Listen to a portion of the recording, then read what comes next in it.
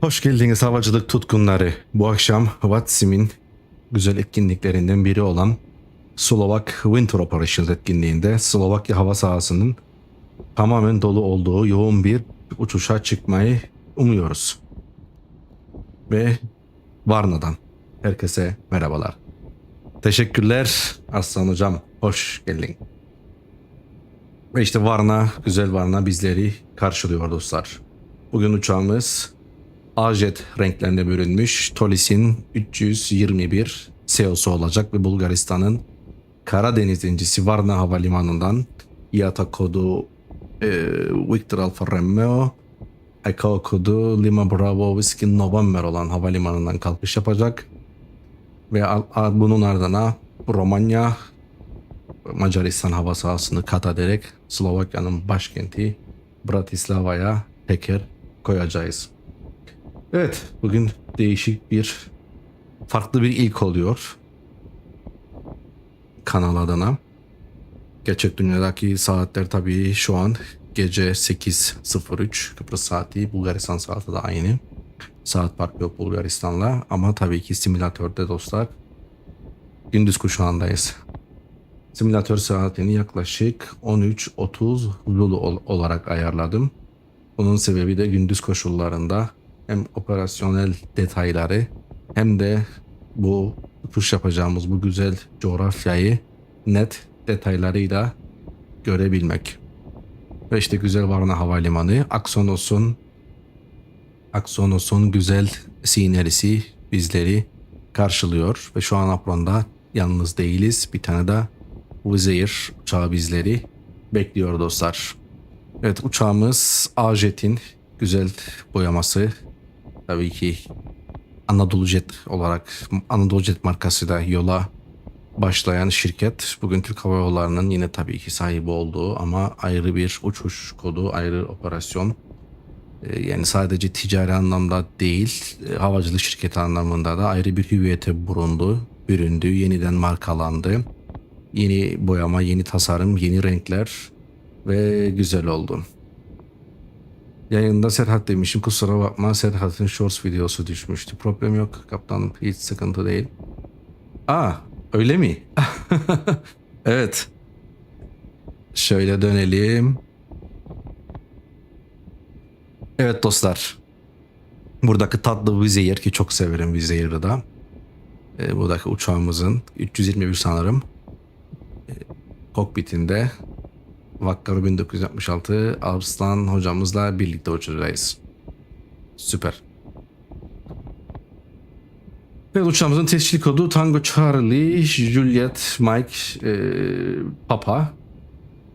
Yaya motorlarımızdan güç alacağız. 2533 Alfa 5 versiyonu. Airbus 320 uçağımızda bugün gücümüzü sağlayacak. Evet, kokpitte yerimizi alalım ve bu operasyonu başlatalım. Tabii ki bir etkinlik olduğu için ve hava sahasında bugün Avrupa'da farklı etkinlikler de var. Dolayısıyla yoğun bir hava sahası bizleri bekliyor.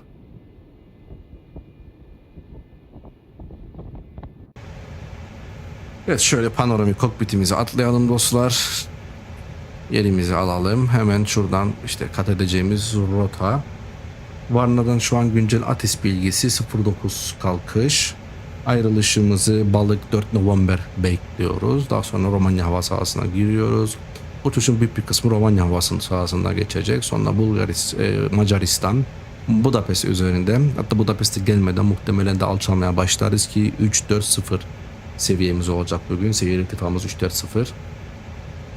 Ve daha sonra Bratislava'ya alçalacağız ki Bratislava'da konum olarak Viyana'ya çok yakın. Hatta bu gece Avusturya gecesi aynı zamanda. Gerçekten güzel, yoğun bir trafik olacak diye düşünüyorum.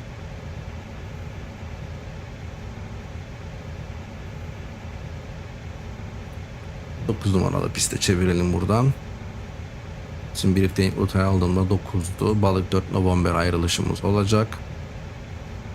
Buradan uçuş planımıza bakacak olursak dostlar, yaklaşık 78.9 tonluk bir kalkış ağırlığı bizleri bekliyor. İniş ağırlığımız da 74.4 ton olacak.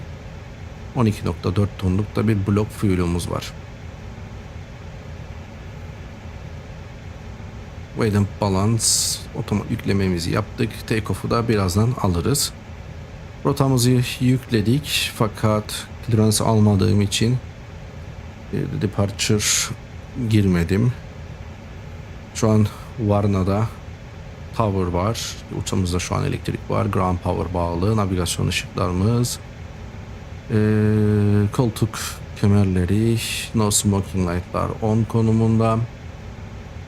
IRS'imiz align oldu. Bir check yapalım.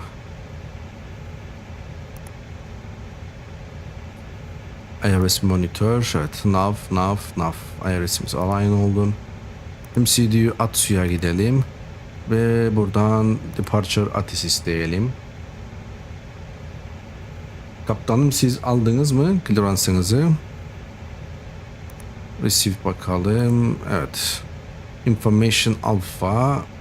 ILS Zulu Approach Runway in use 09er. Transition level 1 to 0. 1 to 0. Tabii ki biz inişte olduğumuz için bizi esas ilgilendiren, kalkışta olduğumuz için esas ilgilendiren transition altitude olacak. O da 10.500. 10.500. Taxiway Delta is closed. Full of birds in the vicinity of the runway. Unknown. Wind runway 09er. Touchdown zone 080 degree 5 knots. Visibility 10 km zaten belli. No significant cloud detected. Temperature 06. QNH 1027. Not by safe information. Alba. Aldım. Okey. 1027 QNH'imiz ayarlı. Görüş açık. Tower tam karşımızda. Tower'a bağlanıp clearance'ımızı alalım dostlar. Evet. Şuradan gelelim. Mod Charlie yapalım. Buradan modumuzu Charlie yapalım.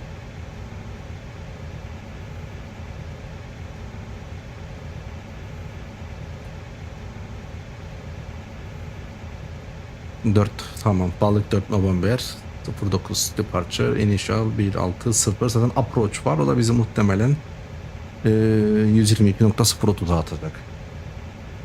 O zaman alalım.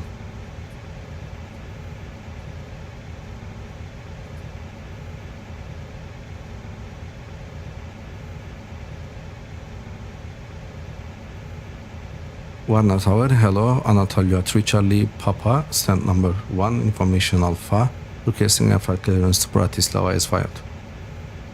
Anatolia 3 Charlie Papa, Warner Tower, very good evening, information Alpha correct, you're clear to Bratislava, Balik 4 November, runway 09, initial point 160, squawk 4702. Good evening, sir. Clear to destination via Balik 4 November, runway 09er, initial flight level 160, squawk 4702, Anatolia 3 Charlie Papa. 3 Charlie Papa, correct. Okey. Evet, clearance'ımızı aldık dostlar. Haydi bakalım, hayırlı olsun. O zaman setup'ımızı tamamlayalım. Önce 4, ops, başım döndü.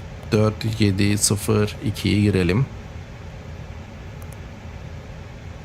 Flight plan'a gelelim. Departure 09er. Balik for November. Transition yok. Onu da girelim. Initial 160 demişti. 160 flight level. Çünkü transition altitude 10.500. O zaman buradan take off performansımızı hesaplayalım. Air condition 10 olacak. Kapatmayacağız. Yolcularımızın klimatik durumunu etkileyemeyelim. Onun için kapatmayacağız.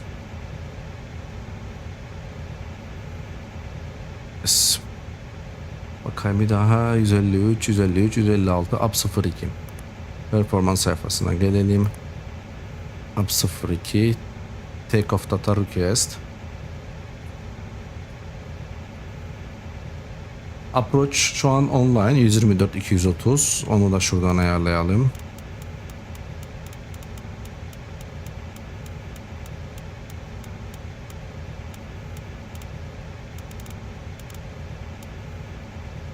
%24, %30. Receive takeoff data. Flex takeoff. Insert uplink. Flaps 1 up 0 2. Buradan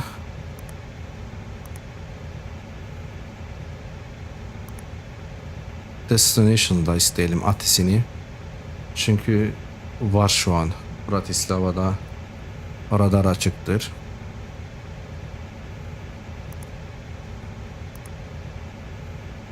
Yes, şuradan bakalım. ILS Zulu. Güzel. ILS Zulu 3-1. O zaman şuradan chartımıza gidelim. ILS Zulu 3-1. Eclipse Transition'la. Onu da ayarlayalım dostlar. Buradan fly plan'a gelelim. Arrival'ımız 3-1 Zulu. 2 tane var. Zomba 2 Mike ya da November. Bakalım ne farklar var. X-ray Varna Tower, very good evening. Actually, добрый вечер.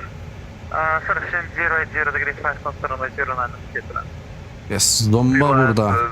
2 Mike yaparsak birazcık dolan başlı yoldan gidiyoruz. 2 November yaparsak bir nevi shortcut yapmış oluyoruz. Bakalım, her şey değişken olabilir. 2 November'e girelim şimdilik.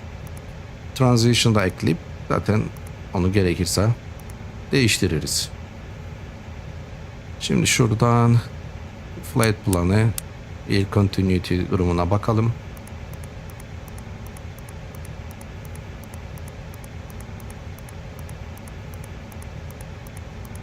Evet, herhangi bir discontinuity yok.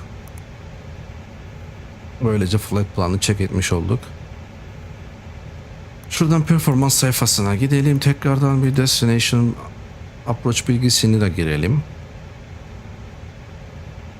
ILS 1.0 level 1.1.0 1.1.0 transition 10.500 altitude, bu bilgi doğru. Onu da bir check edelim. Evet, o daha iyi ama işte bir şeye bağlı. Hani bugün etkinlik günü, bakalım.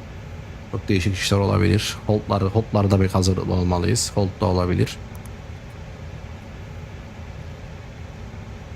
0.30'dan 3 knot rüzgar.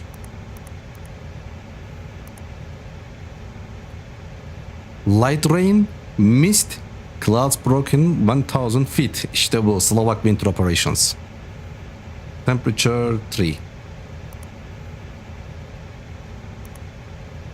QNH'da 1024. MDA'ya bakalım. Şimdi visibility ne diyor? Visibility metarda. Visibility önemli. Ne diyor visibility'ye? 5 kilometers, tamam. Yani kata uygundur. Okey. Mist approach climb grant yanıtı 4 derece kabul edelim. Çünkü şehre doğru inecek. Dik açıda tırmanırsak 644'ü girebilirdik MDA olarak. Okey. Evet, burası da şu an tamam. Buna performans sayfasına alalım.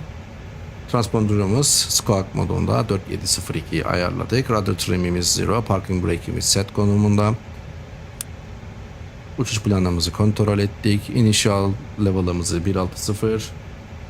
Aynen öyle kaptanım. ATC'ye bakacağız.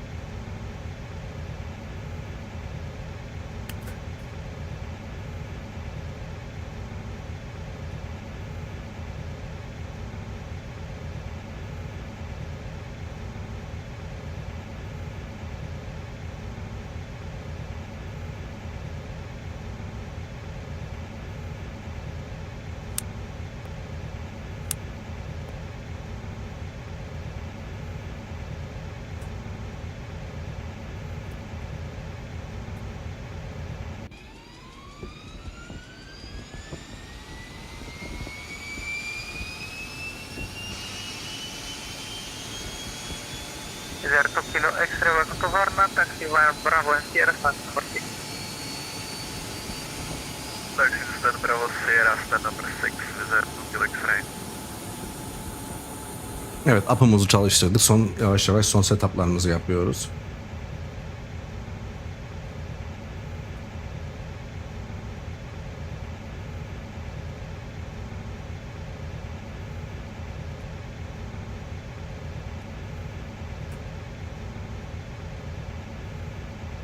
APU avail oldu. APU'muz avail. Pumpları açalım. External power artık çıkaralım. Bolidimizi açalım.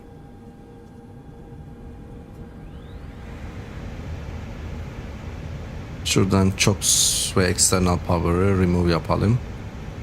Artık startup'a hazırız. Startup'ı isteyelim.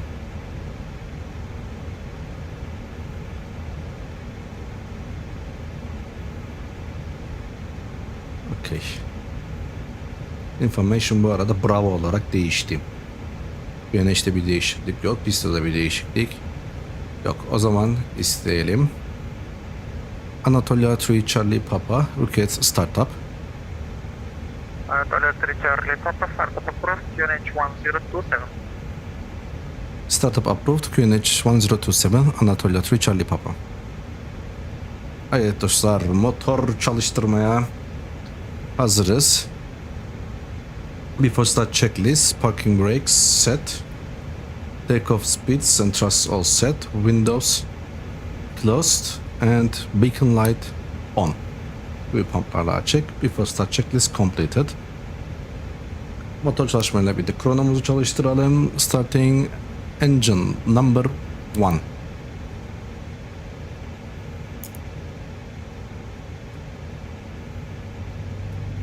Ladies and gentlemen from the flight deck, this is your captain speaking. Welcome aboard this aircraft. We will soon be closing the doors for and pushing back and starting our taxi to the runway for departure. We wish you a pleasant flight on behalf of all our crew and thank you for choosing our airline for today.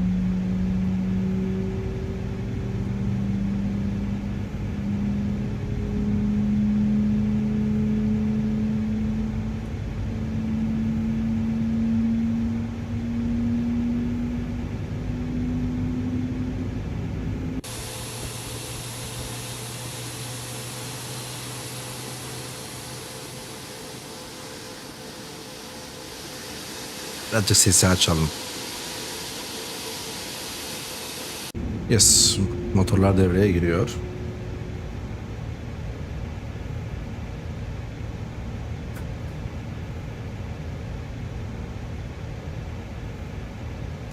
Engine number 1 avail.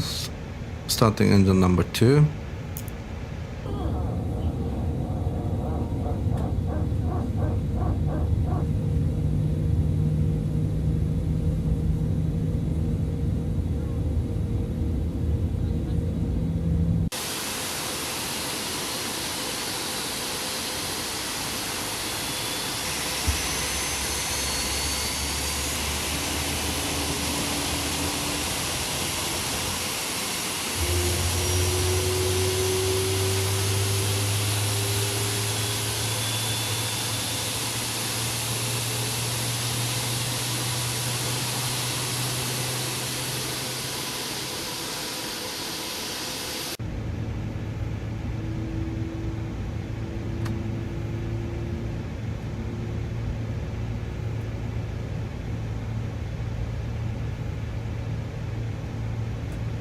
Pompı açmadık mı? Yok, tamamdır. Okay. Engine number 2 avail. Ladies and gentlemen, the captain has turned off the fasten seatbelt sign. If you haven't already Flop done one. so, please stop. Your And after carry-on start luggage checklist, anti-ice off, not required. ACAM status check, no abnormal indication.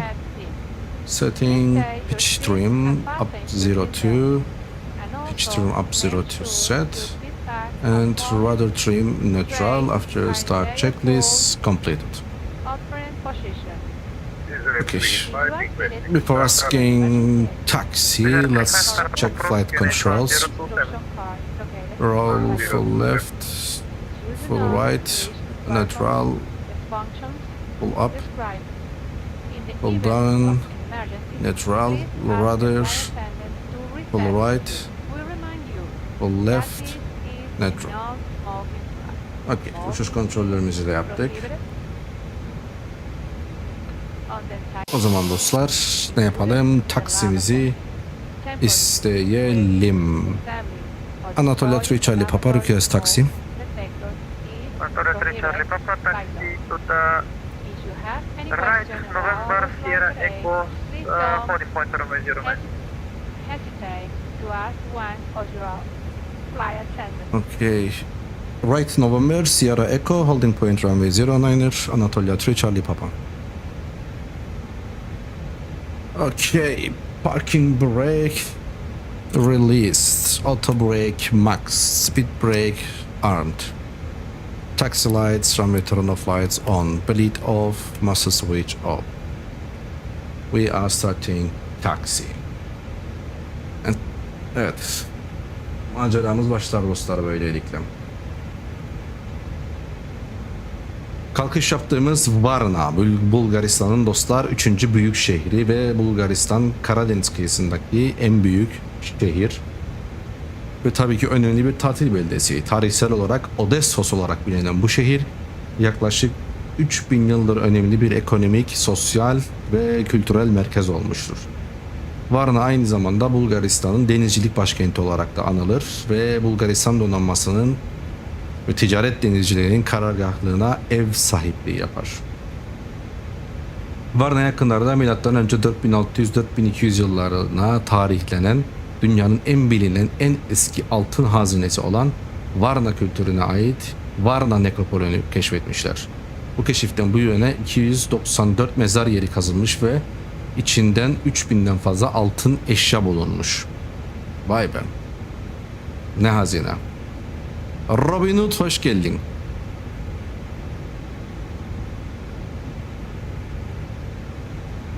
Evet, buradan Eko'ya gideceğiz dostlar. Kış operasyonlarının uygunluğu açısından Varna nemli subtropikal bir iklime sahiptir, ancak Karadeniz'in etkisiyle iç bölgelere daha yumuşak bir hava koşullarına sahip olur. Kuzeydoğudan gelen ara soğuk hava kütlelerinin etkisi böylelikle azaltılır. Kalkış yaptığımız Varna Havalimanı en yoğun dönemi Mayıs sonundan Ekim başına kadardır. Havalimanı Varna, Altınkumlar ve Kuzeydoğu Bulgaristan'a hizmet vermektedir. 2013 yılında açılan modern terminal 2'den hizmet vermekte günümüzde. Birazdan geçeceğiz önünde. 2023 yılında 1.838.000 yolcuya hizmet vermiş. Rimons, Robin Hood. Hoş geldiniz dostlar. Cabin checked.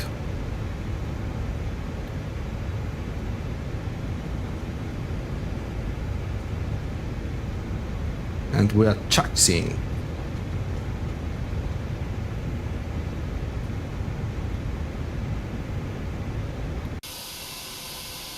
Evet, harika ya. Çok tatlı bir meydan gerçekten dostlar.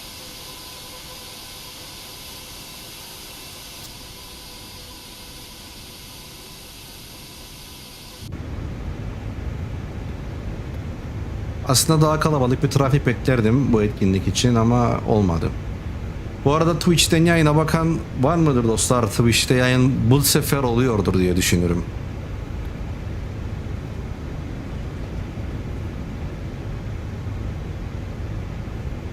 Evet, Vakkara 1966 kaptanıma selamlar ve dostlar, bugün aynı zamanda Robin Hood dostluğumuzun, sevgili kaptanımın yaş aldığı gün. İyi ki doğdun Robin Hood.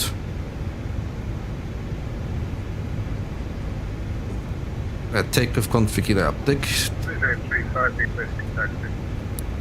Radarını predictive wind shear açalım. Tikası da açalım.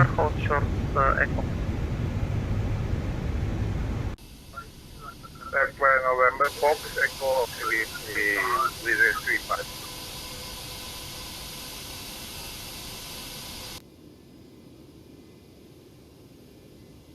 Birazdan buraya geleceğiz dostlar.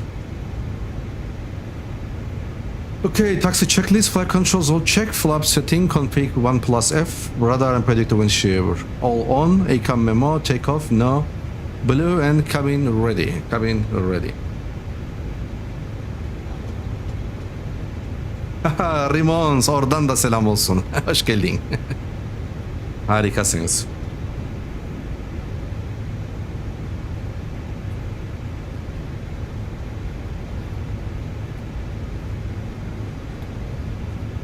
Değerli misafirlerimiz, kalkış öncesi son kontrolleri tamamladık. Bu yayının kaldırma kuvveti sizlerin beğenileri, yakıtı ise güzel yorumlarınızdır. YouTube radarında daha yükseğe tırmanmamız ve tailwind etkisini hissetmemiz için desteklerinizi bekliyoruz. Air Kıbrıs 001 ile uçtuğumuz için teşekkürler.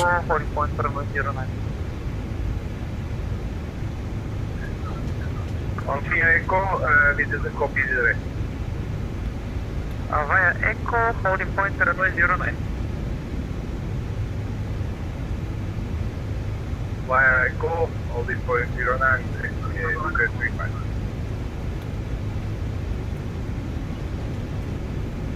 Tower 3 Charlie Papa Services 090 degrees 4 knots, 09 for takeoff. When airborne, contact Varna approach 124.230. Okay. Clear for takeoff. Clear for takeoff runway 09er, and when airborne 124.23. Thank you for the service. Go to winning Anatolia 3 Charlie Papa.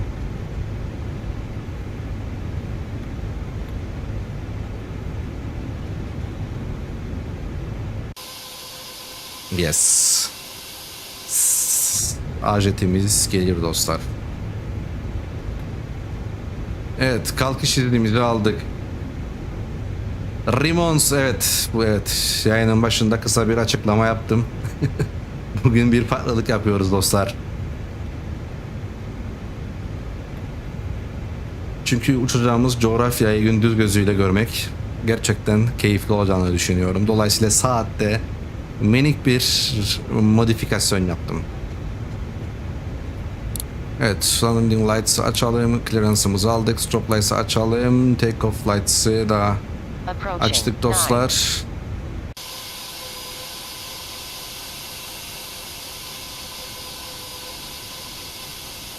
Hazır mıyız?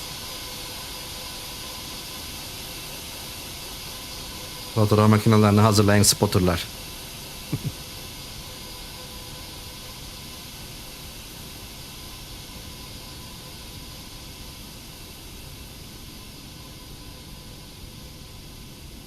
Crow. Garga. Bayıldım vallahi ismi kaptanım. Evet. Şimdi şunu ayarlayalım. Yok şu değil. Bir dakikacık. Şu muydu? Ramp Exit Charlie. Yes, bunu ayarlayalım görüntüyü ve take-off roll'umuza başlayalım. Auto brake max. Landing lights all are on. When airborne 00. Şuradan Avitap'a gidelim. Balik for November ayarlayalım. Airborne olunca approach'ta kontak olacağız. Haydi bakalım. Kalkışta bir numarayız dostlar. İA motorlarının gücünü hissetmeye hazır mısınız? Kabin ekibi yerlerinize. Cabin crew, seats for departure.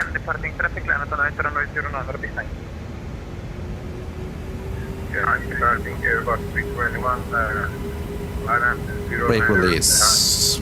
Time to move. Time to run on the pistway and the runway. Manflex 58 SOS runway. Auto thrust blue. 80 knots. 100.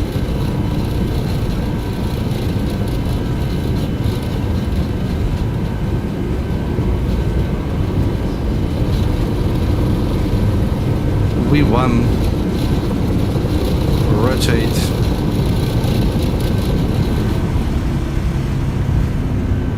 Positive climb, gear up.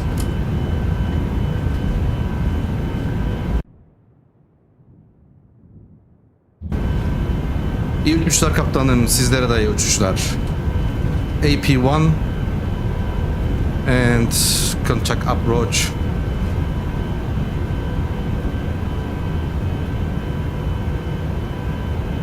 Hello, pues, Lorna approach is Israel 711, expecting LSA Zulu 109. Israel 711, Varna approach, hello, identified clear typical 5 Delta arrival, Tikas. I was Stand low by approach them. runway 09, descent flight level 120, information Alpha. Trust climb. Correction, information Bravo. Runway 120, confirm LSA approach, runway 09. Negative. I was runway 09 and it's information Bravo. Alice Zulu 09, information Bravo, Israel 711. Okay, Varna approach. Good evening. Anatolia 3 Charlie Papa passing 2500 on Balik 4 November. Anatolia 3 Charlie Papa, Varna, hello, identified, continue climb, flight level 240. Continue climb flight level 240 Anatolia 3 Charlie Papa.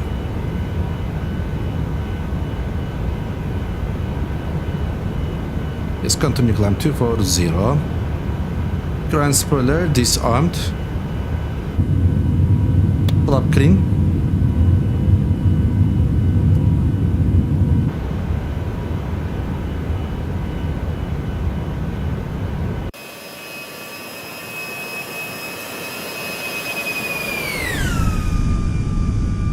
Allah Allah. Hah, iniş takımlar ne? Up yapmama rağmen çekmedi. Niye böyle oldu anlamadım. Yanlış bir şey mi bastık? Ne yaptık? Okey neyse. Çektik. Sıkıntı yok. Ignition'a gerek yok artık. Bunlar da tamam.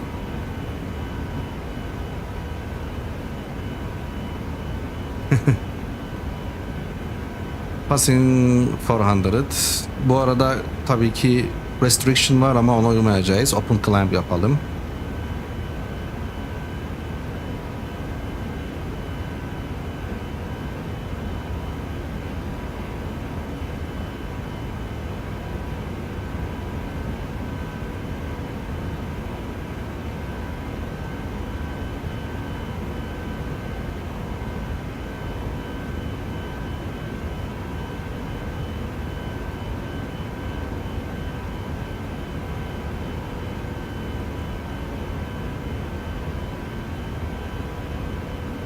Passing 6000. In a few moments, the flight attendant will be facing around the cabin floor for you at a full screen, as well as light meals, a snack. Now, sit back, relax, and enjoy the flight. Evet, Balik noktasına doğru ilerliyoruz.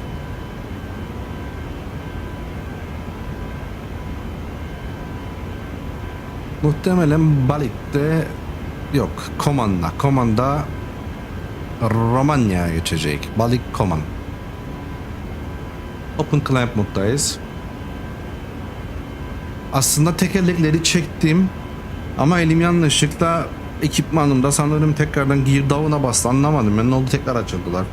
Neyse aldık geri tamamdır.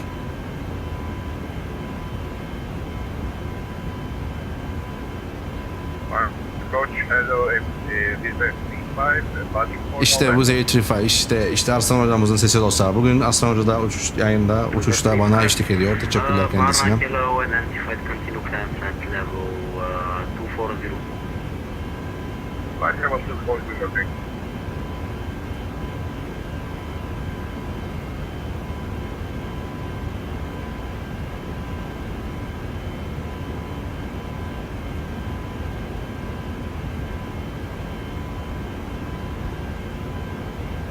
Okay, passing 10,500 transition altitude. It's time to switch standard. Yes, altimeter set standard and landing lights off.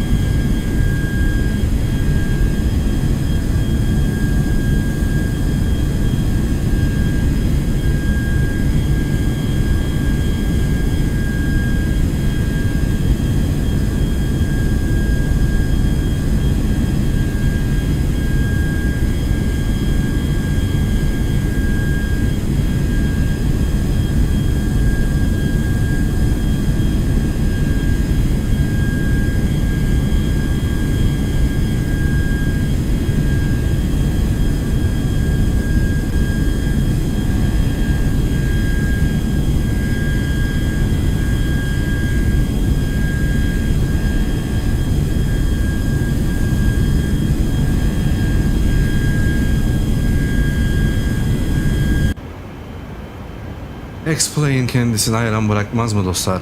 X-Plane'e bayılıyoruz. Evet, Aljet. Eski adıyla Anadolu Jet. Bilmiyorum, fikriniz nedir dostlar?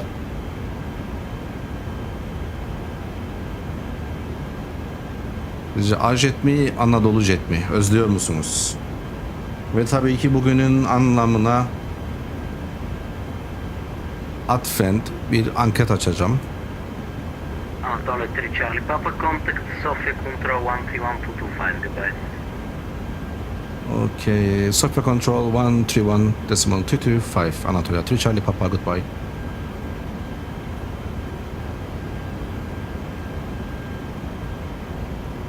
Evet. Sofia Control, good to winning, Anatolia 3 Charlie Papa on climb flight level 240 inbound Balık. Anatoly 3 Charlie Papa, Jackson Work Comfort identified report requested level direct common. Okay, request flight level 340 and direct Komok, Anatolia 3 Charlie Papa. Roger, go ahead, 340. Continue 340, Anatolia 3 Charlie Papa, thank you.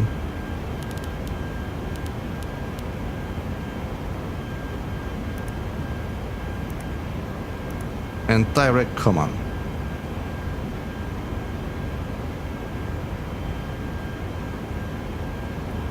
Bugün benim klasikleşen call sign'ımı kullanıyorum. Çünkü normalde bugün yaptığımız uçuş Ajet'in gerçek dünya operasyonu değil. Tabii bu nedenle bu tarz uçuşlarda Three Charlie Papa'yı kullanırım kaptanım ben sıklıkla.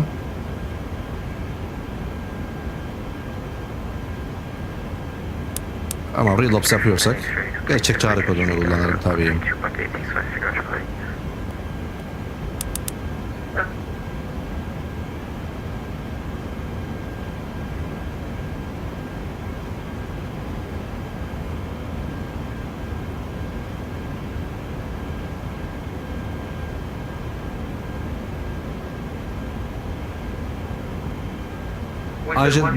Ajet Leyvarisi kesinlikle tatlı. Robin Hood kaptanım hem fikirim. No, no, on the 123, that's 7, thanks, with 1 uniform Zulu.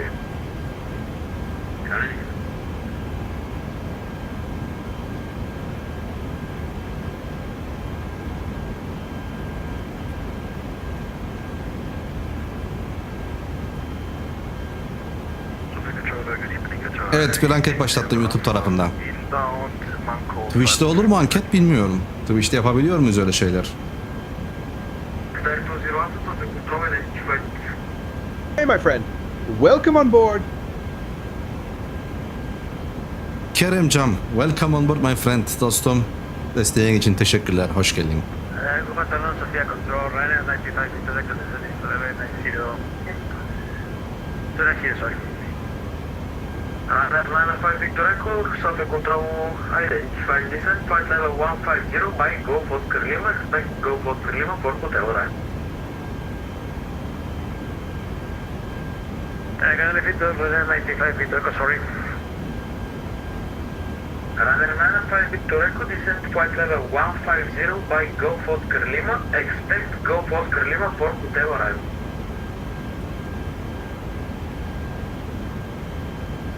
Descent flight level 140 via Golf to Foster Lima, and expect Golf to the approach. Ryanair 95 Victor Echo. 122.030'a bunu set edelim. Beklemede standby'da dursun dostlar. Evet şu an Open Climb'da giderik.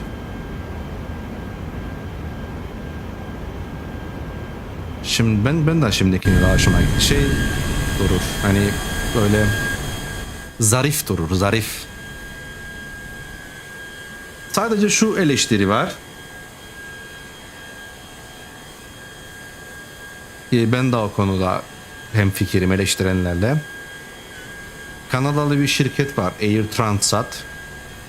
Logosu ve kaplama tasarımı Air Transat'ı andırır. Yani Air Transat'ı bilenler baktığında bunu anlar. Bir bakın layvarilerine Air Transat'ın dostlar. Kerem hocam ne güzel denk gelmiş. Harika işte bak buluştuk. Hoş geldin. Sofya Firdevs. Trafiği sonra YouTube'da açtım. Bugün bir yayın mı çıktı? Süper. Peki siz nerelerdesiniz? PKJ 695. İyi uçuşlar olsun kaptanım sizlere de.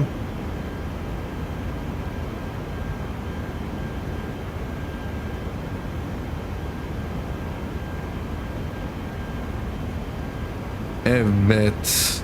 Evet. Anatolia. Hedef Ankara. Lima Sierra Golf neresi olur? İsviçre tarafı herhalde, bakayım. Karamadım. Cenevre. Cenevre Ankara. Güzel rota. İyi uçuşlar kaptanım. Wizard 35 kilo sobre control, your identified report requested level. 360, sir. Roger, climb flight level 300 initially. Initial 300. Wizard 351. Evet, birazdan Bulgaristan-Romanya sınırına varacağız dostlar. Ufukta Tuna Nehri göründü. Doğal bir sınır oluşturuyor iki ülke arasında.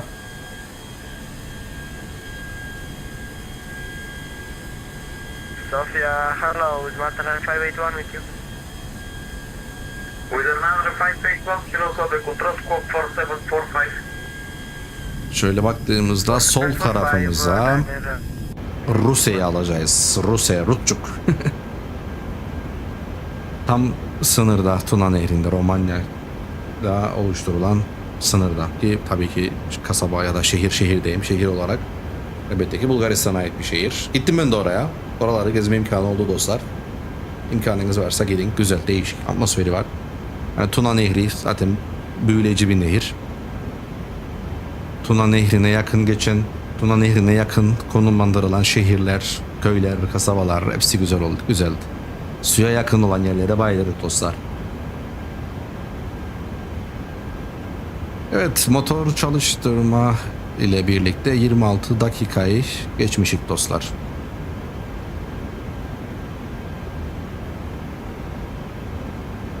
Biliyorsunuz ben pek krono kullanmıyorum.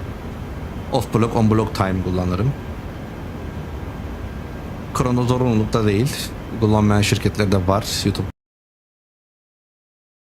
çalıştıran şirket de var, çalıştırmayan da var. Ham nedir olay? Çok yani şirketten şirketine değişebilir anladığım. Ama Anatolia ne yapar? Uygulaması nedir açıkçası bilmem ama ben şahsen pek çalıştırmam.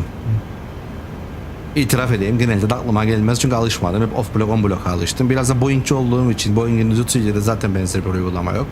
FMC'den zaten off block, on block, sonra işte flight time'lar, pistte koşturmaya başlayınca ve pistte teker değince arasındaki flight time'lar hepsini FMC'den alabilirsiniz. Orada daha çok anladığım 737'de bir İsmail Kaptanım katkı yaparsa sevinirim. Daha çok full thrust takeoff'larla sanırım. Yani motorun tam takatta ne kadar çalışacağını takip etmek için kullanım daha yaygın galiba. 737 tarafından. Ama belki orada da şirketler vardı çalıştıran. Bir nevi Airbus'taki Corona gibi. Monitor advisory 123, bye-bye. Monitor advisory, Wizard 9753, effective from Channel, bye-bye.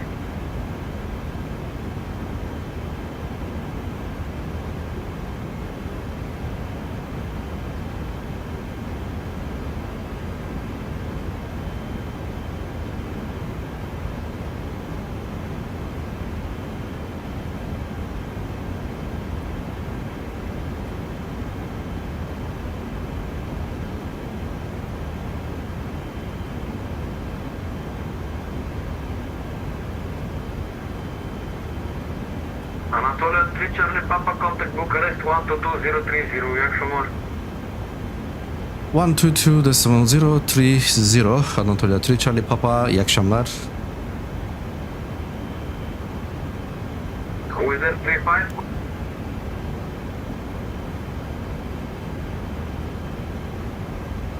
Bucharest Radar, good evening. Anatolia 3 Charlie Papa, passing command on climb flight level 340 inbound Poland.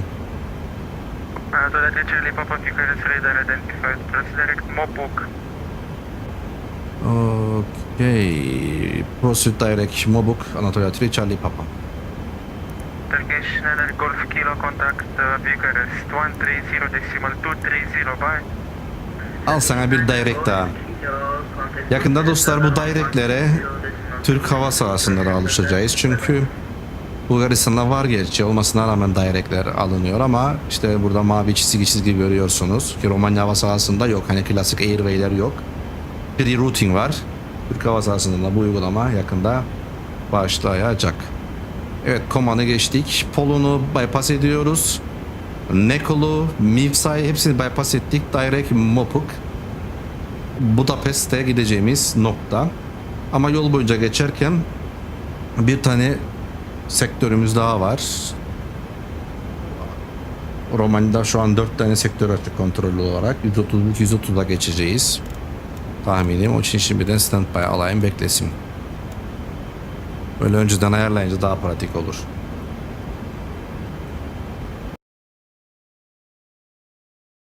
Dostlar ve şirketimiz hakkında 2 laf etmek isterim. Romanya topraklarını seyrederken ve tabii ki muhteşem uçağımız bu seyre. Eski adıyla Anadolu Jet, Türk Hava Yolları'na ait bölgesel bir hava yolu şirketi hüviyetindeki artık. Yani bölgeselden kast tabii öyle sadece ülke içi değil aslında bölge, Avrupa, hatta Orta Doğu, hatta bir miktar Asya'ya kadar uzanan operasyonları var. Anadolu Jet tabii ticari bir isim olarak Nisan 2008 tarihinde geniş halk ulaşım hizmetinden faydalanması amacıyla Türk Hava Yolları'nın yeni bir iş modeliyle yapılandırdığı ticari bir marka olarak kuruldu. Temmuz 2023 şirket haline getirildi ve Kasım 2023'te de A-Jet Hava Taşımacılığı Anonim Şirketi olarak değiştirildi ve yeni bir logo, yeni renkler, yeni bir kimliğe büründü. Filosuna baktığımızda ortalama yaşı Ağustos 2023 itibariyle ki şu an muhtemelen daha da yeni. Çünkü yeni uçaklar katılıyor. Hatta çok yeni Max'ler katıldı. Airbus'lar katıldı. Tüm koltuklar ekonomi sınıf ortalama yaş 10 civarı şirketin uçaklarının. Airfleets.net'ten baktım. Aktif 84 uçak var. Aktif 84 uçak var. Bunların da 41'i 800, 17 tanesi Max. 321 Neo ve 321 SEO'ları da var. İşte onlardan bir tanesiyle şu an uçuyoruz biz. Tango, Charlie, Juliet, Mike, Papa tescil kodlu uçağıyla uçuyoruz. Yaklaşık 14 yaşında olan bir şirket ve motorlarımız IAE serisi uçaklar. Tabii ki yeni bir şirket olarak hayata geçtikten sonra IATA kodu ve ICAO kodları ve çağrı kodu tabii ki değişti. Çünkü daha önce evet ticari olarak Anadolu Jet'ti ama uçuş planları Brüksel'e tabii ki Türk Hava Yolları çağrı kodlarıyla gönderilirdi. TK ve THY şeklinde. Ama yeni bir şirket olduktan sonra artık bu iş değişti. Şimdi günümüzde Victor Foxtrot ve IATA koduyla ICAO'da Tango Kilo Juliet ve call sign'ı Anatolia olacak şekilde uçuş raporları gönderiliyor. Yani Türkiye'de tabii neredeyse uçmadığı liman yok gibi, yani belki de bir nevi Pegasus rekabet içinde olduğunu söyleyebiliriz ama tabii Türkiye'de sınırlı değil. Haliyle sonuçta Türk Hava Yolları'nın bağlantılarını da kullanıyordur yolculara transfer etme anlamında başka noktalara. Avrupa tabii ki büyük bir alan şirket için. İngiltere, Almanya ve hatta İtalya, İspanya'ya kadar uzanıyor operasyonları. Kuzeyde İskandinav ülkeleri, İsveç'e kadar uzanıyor. Doğuda Asya'ya, Orta Doğu'da Suudi Arabistan, Mısır olmak üzere birçok noktaya operasyon gerçekleştiriyor.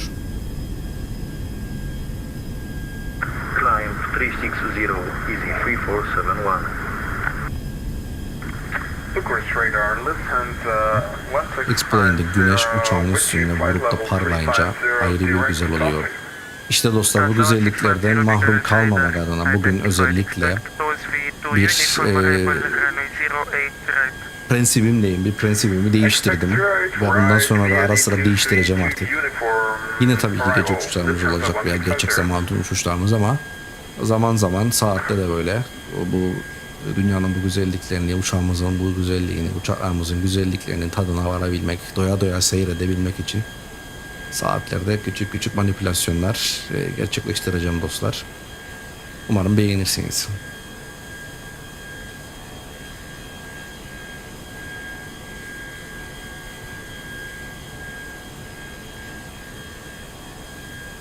Evet, biraz motorlarımız hakkında konuşalım. Bir anketimiz var şu an motorlarına ilgili. Hangi motor sesleri ya da hangi performansla ilgili. Ki baktığımızda şu an belli sayıda oy var ki IAE önde görünür. Biraz konuşalım. 321 hangarımızın yeni gözdesi biliyorsunuz. E001 ailesinin yeni gözdesi 321. Uçağı tabii ki X-Plane dünyasına Airbus deyince aklımıza gelecek Tolis Air. Tolis bu muhteşem uçağı bize kazandırıyor. Bu arada cruise level'a ulaştık. Hava sakin. Speed sayıları off yapalım. Speed sayıları off yapalım. Tekrardan içeriye çıkalım. Şöyle motorlarımızı daha yakından görecek şekilde yaklaştıralım ve motorlar hakkında konuşmaya devam edelim. Evet, IAE motorları ki International Aero Engines'ın aslında kısaltması IAE biliyorsunuz. Ki 321'de tabii ki teknik olarak version 2500 diye geçer ama bunun tabii alt varyantları var işte. Ki Tolis'te bu varyant hangisi dostlar bakalım. Gerçekte tabii ki birebir uyumlu olacak şekilde. Şuradan config'den zaten engine type'a sayıp baktığımızda işte bakın IAE 2533 Alpha 5. Yani aynı gerçek dünyada olduğu gibi 321 serisine IAE 2533 Alpha 1 gücü sağlıyor. Çünkü 4-5 tane versiyonu var dostlar uçaktan uçağa değişen. I am Engine de olabilir. Olabilir tabii. Güzel hoşuma gitti. I am Engine. Evet, Airbus 320 ailesine ki 319'da 320-21'de var bu uçak ki uçuyoruz, operasyonlar yapıyoruz. Hatta burada karda modda olduğunu söyleyelim. Default texture'lar o kadar iyi değil Tolis'in ne yazık ki ama karda mod var. X-Plane'le uçmayı aşina edilmiş kişiler bu karda modun ne olduğunu çok çok iyi biliyor. İki şaflı, yüksek bypasslı bir turbofan motor dostlar. Bizim tabii ki Airbus 320 ailesine gücünü sağlayan 2533 A5 varyantı özellikle tabii ki daha büyük olan 321'e tam fit oturuyor. 31.600 poundluk iki gücüne sahip. Ve tabii ki bu da daha büyük olan, ailenin en büyüğü olan, ailenin abisi olan 321'in gereksinimlerini karşılayacak bir güce sahip ki 33.000 pound'a kadar çıktığı biliniyor.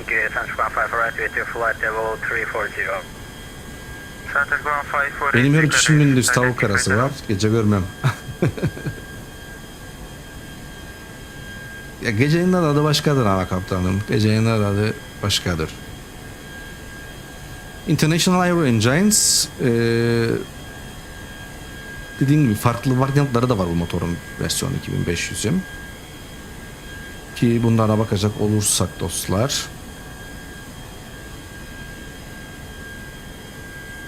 Mesela 2500'ün işte Alpha 1 serisi var. A1 serisi. 1988'de FAA'den sertifikayı alan ilk orijinal modeldir. 2500 adı nereden gelir aslında? Bu ilk modelin ürettiği 25.000 poundluk itkiyi simgelemektedir. Yani 2500'ün adı oradan gelir. İlk versiyonun 2500 poundluk 25.000 poundluk düzeltiyorum. İtkisine bir gönderme yapıyor aslında versiyon 2005. Başlangıçta güvenilirlik sorunları ve daha büyük 321 için yetersiz iki sunması nedeniyle yerini A5 varyantına bırakmıştır. A5 serisi 320 ailesinin çoğunluğunda kullanılıyor Ama bunlar da kendi içinde varyantları var dostlar. Şimdi biz mesela 321'de ne dedik? 2533 A5. Bu 321. 320'de 2527 A5 varyantı kullanılır. Ki onun etkisi daha düşük. 25.000 pound yaklaşık. Bu da 30.000 pound'dan bahsediyoruz. 319'da ise iki varyant var. 2522 ve 2524. Bunlar da tabii ki yine aslında bir nevi etkilerine göndermedir. Çünkü bir tanesi 23.000, bir tanesi de 23.000, bir tanesi de 23.500 poundluk etki gücüne sahip. Yani temelde aslında A5 serisi 320 ailesinde ama kendi içinde de 19, 20, 21'de farklı varyantları var. Burada da değişen aslında etki gücüdür. Haliyle sonuçta uçakların gereksinimlerini fark etmesi de son derece doğal. Çünkü ebat başkanı. Peki bu uçağın mesela dostlar bir de D5 serisi var. D5 serisi. 2525 ve 2528 D5 serisi. Bunlar da mesela McDonnell Douglas'ta kullanılır. McDonnell Douglas'ın MD-90 modellerinin gücünü sağlıyor. MD-90. Bir de E5 serisi var. 2531 E5. Mesela bu da Embraer'in C390 bir askeri kargo uçağı, bir nakliyat uçağı. Embraer C390 Millennium uçağına güç sağlıyor. Embraer C390. Yani temelde 4 tane varyant. Bunların da kendi içinde minik minik alt varyantları var. Ki aslında en büyük müşterisi bu motorların haliyle Airbus oluyor.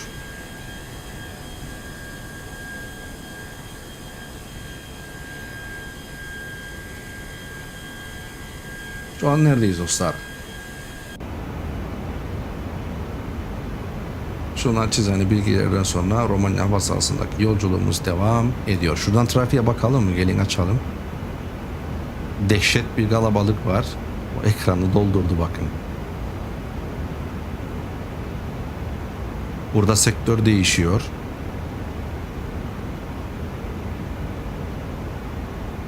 Şöyle zoom yapalım. Evet, burada dostlar 130-230'a geçeceğiz. Zaten standby'a aldık. Evet Robin Hood. Nasıl geçti gün? Hikaye sende Robin Hood. Bugün senin günün. Hoş bir gün geçiriyorsundur umarım. Böyle bir günde buraya gelip bizimle beraber olduğun için ayrıca mutluyum.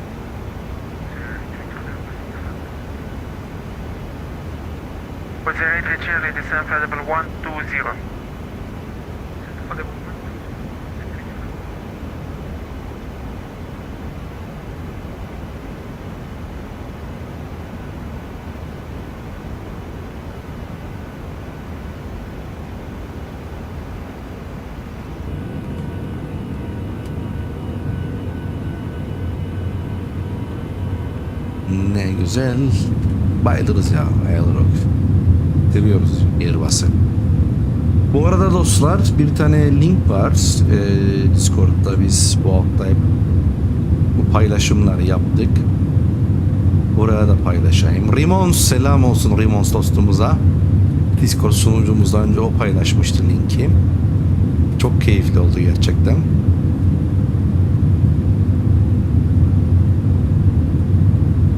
Buraya gönderiyorum dostlar. Bu linke tıklayarak 2025 senesindeki Vatsim faaliyetlerinizin bir özetini görebilirsiniz. Yani en çok hangi hatta uçmuşsunuz, en çok hangi uçakla uçmuşsunuz. Şimdi lafa geldiğimde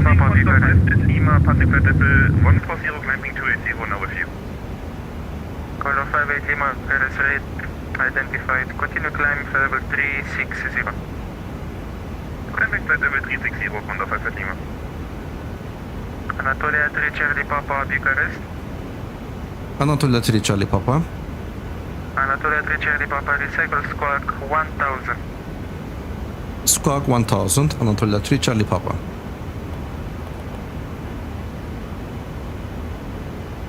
Evet, squawk'ımızı 1000 yaptılar. Anatolia 3 Charlie Papa identify, thank you. Okay. Yes. Kaptanım bugün full yatarak geçti maalesef. Biraz rahatsızım. Geçmiş olsun. Olacak iş mi şimdi bu? Olacak iş mi şimdi bu? Çok üzüldüm. Aslında sabah şüphelenmedim değil ha. Sabah geç dönünce dedim tabii hastalık aklıma gelmedi de. Hani çok şimdi meşguldü. Kutlamalar var, partiler var. Kaptanım geç herhalde geç dönür diye. Çok geçmiş olsun. Üzüldüm şu an.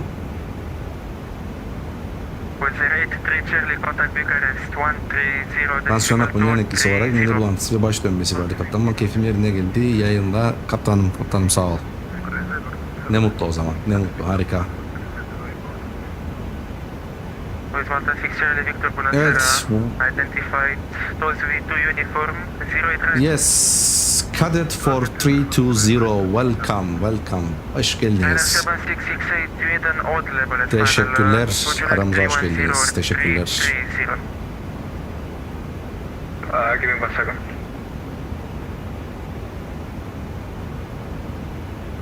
Central Gun 5 here at cockpit. Welcome back. And Ryanair 7668 will take 330. Ryanair 7668 climbing level Evet dostlar. 330. Bugün sonunda 3. denemeyle birlikte hem Twitch hem YouTube'da ortak yayını başlatmış olduk. Sonunda becerdik galiba. Nazar değmesin diyeyim.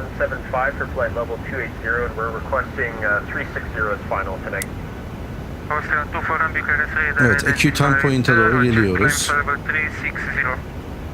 Buradan fuel durumuna bakalım. Extra time'ımız bol var.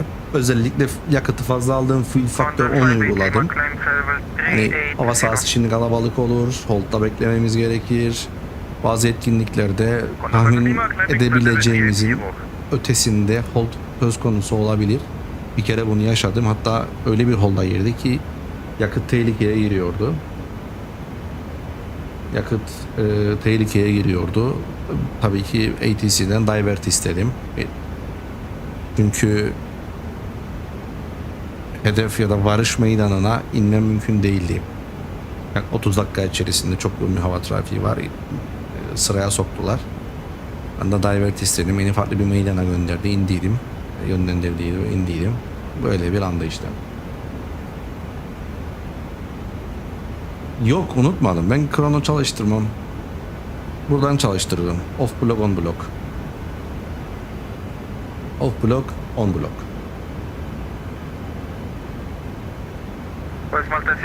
Tabii ki şöyle. Bazen çalıştırırım, bazen çalıştırmam. Burada tabii kafamda bir soru işareti var. Biliyorsunuz şirketten şirkete bazı şeyler değişkenlik gösterebilir.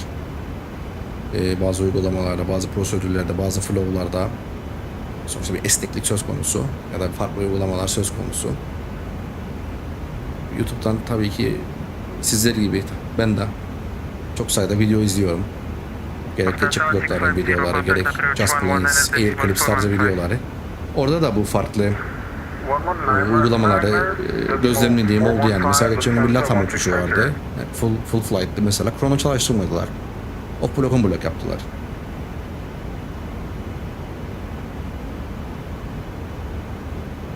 Takozdan takoza. Aynen öyle. Takozdan takoza. Yes. Evet Han, welcome. Buradan bu İNPV motorundaki sorun tahminin ne zaman çözülmüş olur?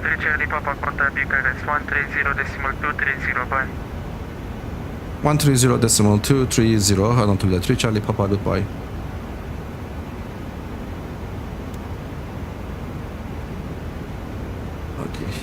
Bukarest'da good evening Anatolia 3 Charlie Papa flight level 340 inbound Mopuk.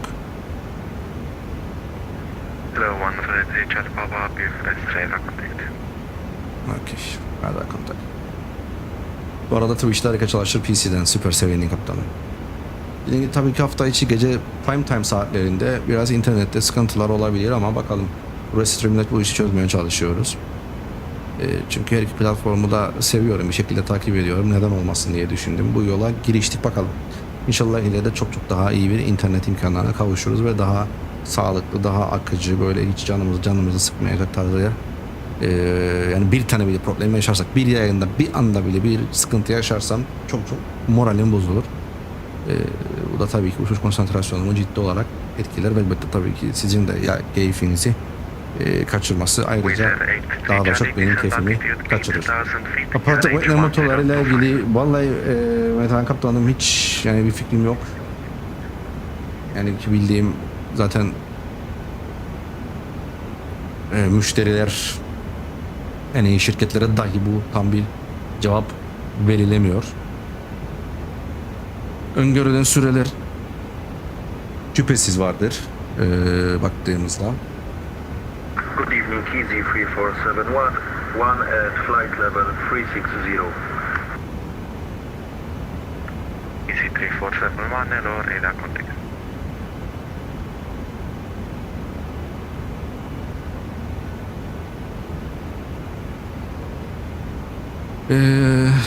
Hemen Metehan hocam küçük bir araştırma yaptım şöyle hızlıca. 2027'nin ortalarına kadar sürmesi olasıymış. Pratt & Whitney motorların problemlerinin tamamen çözülmesi. Zaten olay toz metal üretim hatası nedeniyle bazı parçaların erken çatlama riski olması. Cadet for 320 kaptanım o zaman gerçek pilotuz anladığım. Çünkü çok teknik detaylı bilgi aktardınız.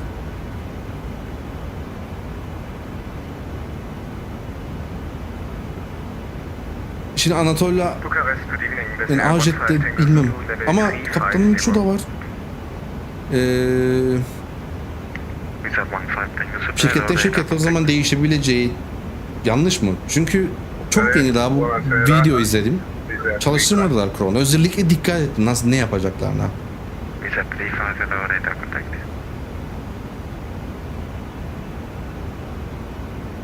Evet ben de öyle yaptım. Motor çalıştırmayla birlikte başlattım onu. Öyle yaparım genelde. Ya da daha doğrusu pushback'e başladığımda ya da işte park pozisyonunu terk ettiğimde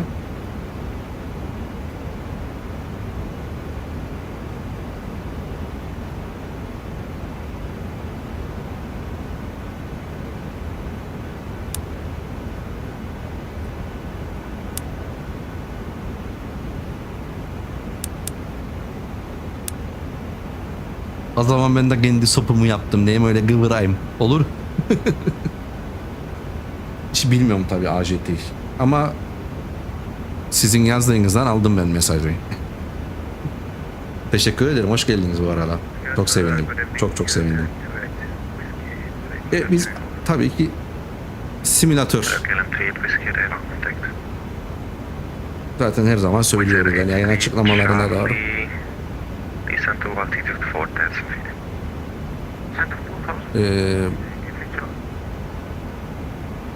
Biz bir simülatör tutkunuyuz. Tabii ki yaptıklarımız gerçek dünyanın yerini asla alamaz. Gerçek dünya pilotu da değiliz zaten. Ama olabildiğince okuyarak, takip ederek en iyisini yapmaya çalışmak ana hedeftir ve sürekli bir öğrenme içerisindeyiz. Hayat boyu öğrenme zaten ana felsefem. Sarı kuyruktan sarı kuyruğa bayılırım. Sarı kuyruğa bayılırım kaptanım ve kanalın özellikle YouTube kanalının çünkü işte o kadar aktif değilim. Yeni aktif olacağız inşallah. YouTube kanalının göz bebeğidir. Sarı kuyruk uçuşlar. Zaten bir serisi var. Ona atfen bir serisi var. Eğer doğru sarı kuyruk anladığım YouTube'dan. O belki bayağı bir oldu ona ara vereli. Çünkü bu IVAO dünya turu biraz beni kendine aldı. Biraz ona daha çok vakit harcadık. O bitsin inşallah sarı kuyruklu uçuşlara geri döneceğiz. Pro Airlines simülatörü uçmanın güzel tarafı çalıştırmayınca bir şey olmuyor. Evet. Doğru. Şiven süper bu arada. Onu atlamadım kaptanım. Teşekkür ederim. Sağ olun. Evet. TİKAS'ımız burada. TİKAS. Hava sahası kalabalıklaşmaya başlıyor.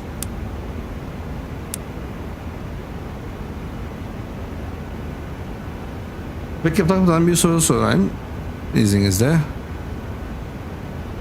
Mesela Efis'ten Airport ben aktif tutarım.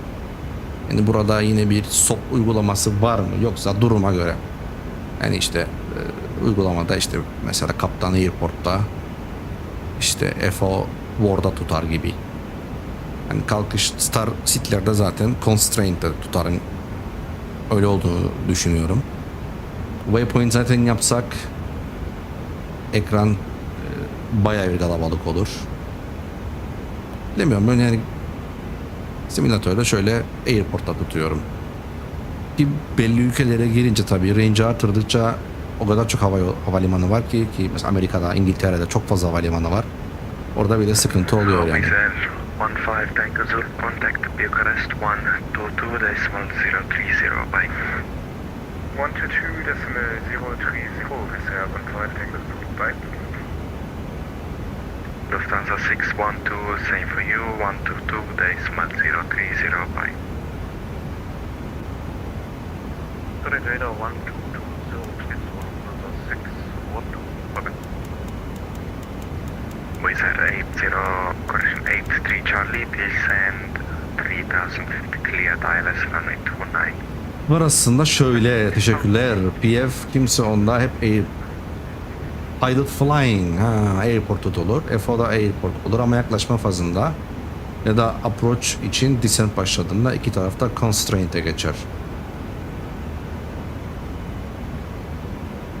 Bir de gerçekten en sona çevirdiğinde ölçeği noktalar titremeye falan başlıyor.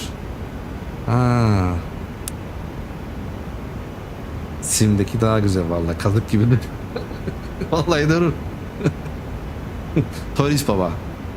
Phoenix'te nasıl acaba? Phoenix'te uçanlar. Orada bugünün kaptanı uçar biliyorum. Phoenix'te nasıl acaba durum? Orada da 320'ye çekince böyle duruyor mu? O zaman Tolis'e buradan bir gönderme yapalım. Tolis 320'ye çekince range'i bir titreme olsun gerçekteki gibi. Hep bir realizm arayışımız var ya simülatörden.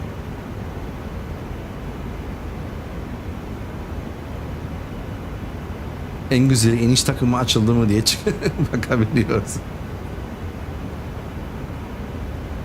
Bende ikisi de var ama gerçekçilik bakımından Tolis çok daha iyi. Bir explain tutkunu olarak bunu sizden duymak, okumak, yazdıklarınızı okumak şu an içimi böyle serinletti diyeyim. Çok hoşuma gitti. MSF'de sadece manzara, çevre falan. Evet yani ama bilmiyorum kaptanım ya. Ben X-Plane'in manzarası, çevresi de benim hoşuma gider. Yani tamam iddialı değilim yani MSFS'ten daha iyidir olduğunu söyleyemem ama bir rahatsızlık yaratmaz ya da MSFS'in çevresi daha iyidir diye X-Plane'den MSFS'e geçip de uçmayı hiçbir zaman düşünmedim yani. Ben bunu isterim arkadaş. Ben bunu isterim. Ben bu görüntüyü isterim. Şu an aldığım görüntüdür beni tatmin etmesi gereken.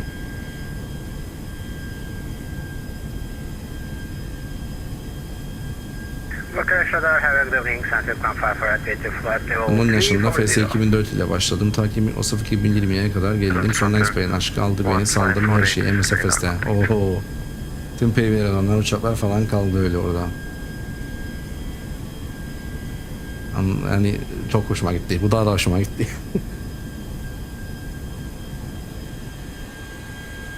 Yes. Ya günün sonunda tabii ben hep şey derim yani bunun konusu çok olur ya da çok klasik sorular olur işte yayınlardan. O mu diye. Ben de şey derim, nerede mutluysan orada uç derim ama tabii ki yani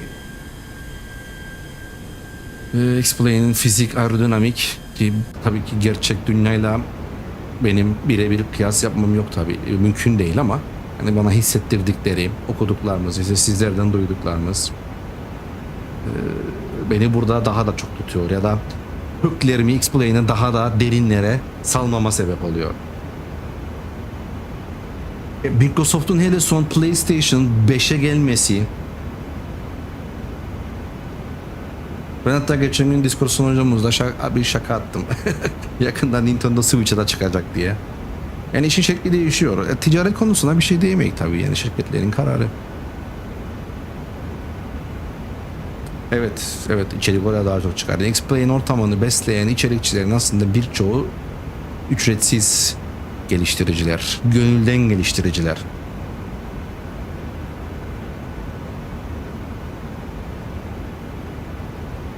Study level, süper.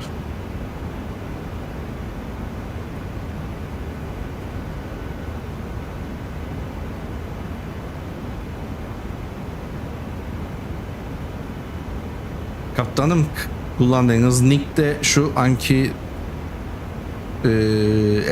mesleki evrenize bir gönderme midir? Yoksa geçmişteki bir evreye gönderme midir? Meraktan.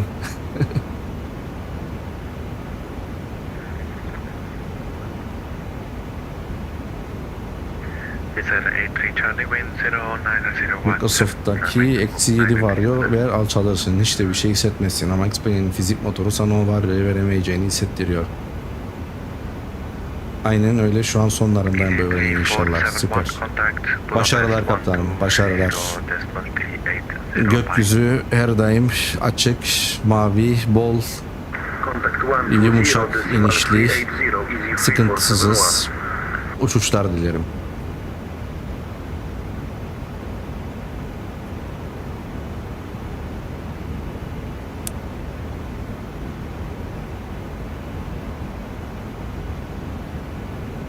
Microsoft'ta şey de geldi, Jurassic Park.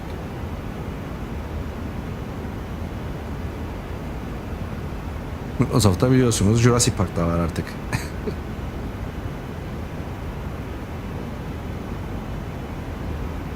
Ama şimdi hani VFR uçuşlarda evet Microsoft belki daha çok zevk verir ama yani IFR uçuşta şu an 34.000 feet'te şu manzara yani gayet tatminkar.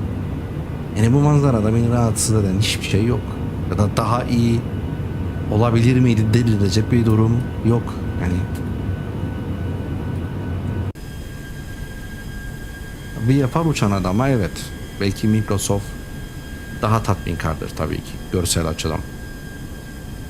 Ki X-Plane'de de çok güzel sineriler var VFR için. Adalar var mesela Tahiti adaları mesela, Windward adalarına neydi diğer Leeward adaları, muhteşem sinyaliler var.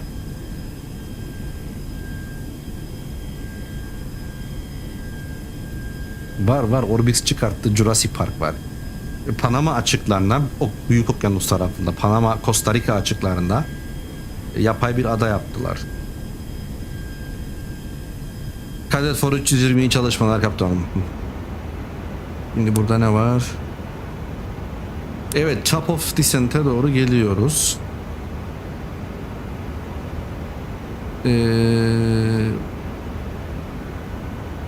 Bunu normale alalım.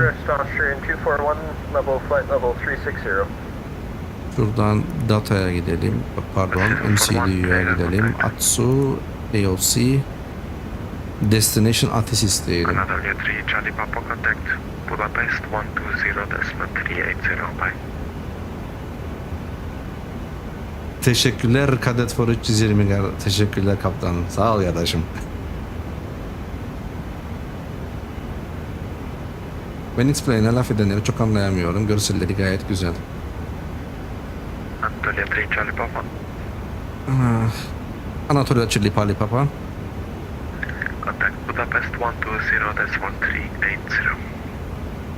Budapest 120.380. Anatolia 3 Charlie Papa, goodbye. LM 38 Whiskey.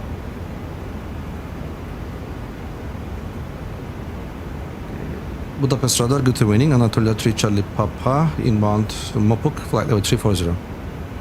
Anatolia 3 Charlie Papa Budapest Radar, good evening sir. Radar contact from the present position, proceed direct Zomba. Direct Zomba, Anatolia 3 Charlie Papa. Tyler 5 Whiskey, continue descend, flight level 120, reach level Hastasıyız bu directlerin, hastasıyız.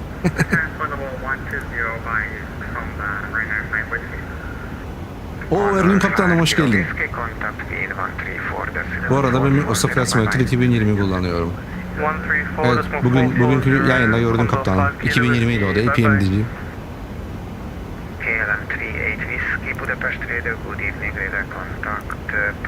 Şimdi next phase'e gidelim. Next phase, bakalım QNH'de bir değişim var mı? 10.25 olmuş.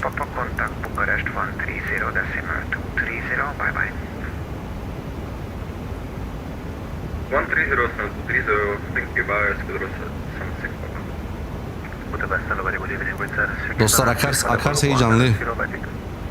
Print geldiyse print'i alalım. Print'ten bakalım. This is Stefanik Information Delta. Expect approach ILS Zulu. Transition 110 set. Wind from 04. Degree at 3 knots. Transition 110 set. Turkish 8 Lima Victor. İşte buna bakın dostlar. Visibility 4600 meters. Light rain. Mist. Cloud sparkle 1000 feet. Super. And becoming clouds overcast 700 feet. Bellissimo. Contain flight level 370. Turkish 8 Lima Victor, Budapest radar, good evening, radar contact. Break Ryanair 5, Whiskey contact. Ya şu manzaraya bakın dostlar, şu manzaraya. 134,930. Şu renklerin tatlılığını değişmem bambaşka bir şey ya. Bakın bulutlardaki ışığın buluttaki, askıdaki kolleyt partiküllere çarpıp saçılması efekti çok iyi. Initially 200, expect 140 by Natex, Qatar is composer.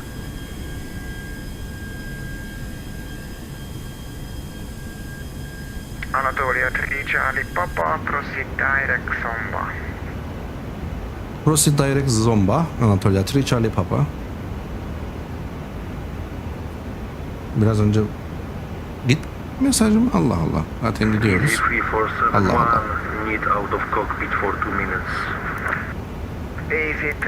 Yes, şimdi biz sende geliyoruz.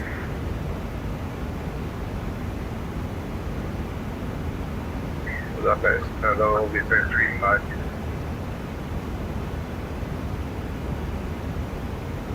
Viper 35, go ahead. Over mobile, flight level 340. Viper 35, Budapest radar, good evening, radar contact. From the present position, proceed direct Zomba point. Direct Zomba, thank you very much. Approach ediyorum. 4035, contact Wien 134.440, bye bye. 134.440 for Bavaria 035, thanks for the service, bye bye.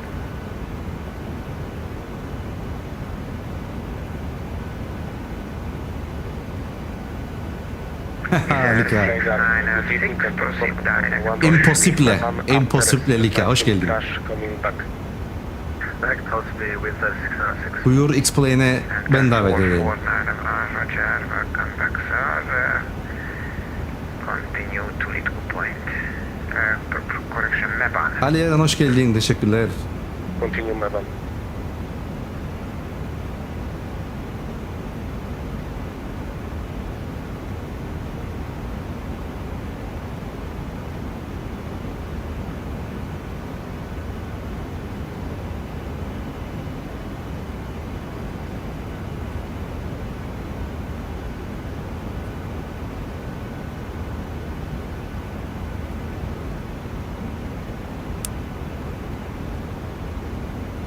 Evet,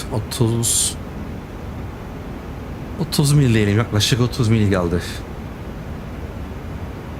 O zaman gel X-Plan 12'ye tekrar. Profil fotoğrafın hava ha. Anatolia 3 Charlie Papa, when ready, descend initially flight level 200, expect flight level 120 over Zomba. Okay. Descending flight level 200 and expect flight level 120 level by Zomba. Anatolia 3 Charlie Papa. Anatolia 3 Charlie Papa, it's not necessary to descend now, just when you are ready. When ready, we'll descend. Flight level 200. Thank you. Anatolia 3 Charlie Papa. Easy 3471, back to cockpit, thank you. Easy 3471 Budapest. Buradan Zomba'ya gidelim. Qatari 39 X-ray, heavy contact wind 134 decimal Bak, constraint var 440, bye zaten. bye. 4440. Ercan yapacak. Kıbrıs Havalar uçuşu yapacak Ercan'a. Qatari 61 Foxtrot heavy, continue descent flight level 140, reach level by Natex. Senin memleketten kalktık şimdi. Biz de İstanbul'a doğru. O Ali Eren'in uçuşlar dostlar sizlere. Lika'yla beraber misiniz? 772 Romeo, contact Budapest approach 122 decimal 980. Ercan İstanbul, hatta Ercan Atatürk. Atatürk bir zamanlar.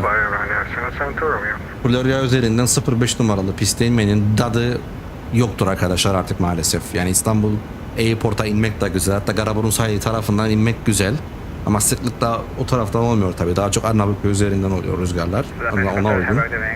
Ama bir zamanlar 05 ya da Boğaz'ı böyle cross sectional geçip Ataköy üzerinden inmenin tadı yok artık maalesef. Continue descent 140,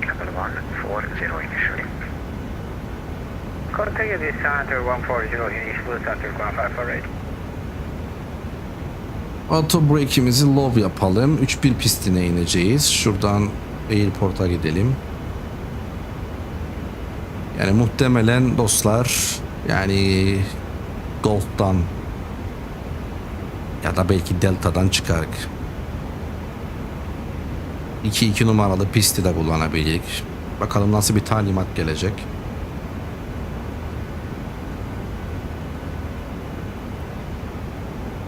Şuradan 3-1 için approach ayarlayalım.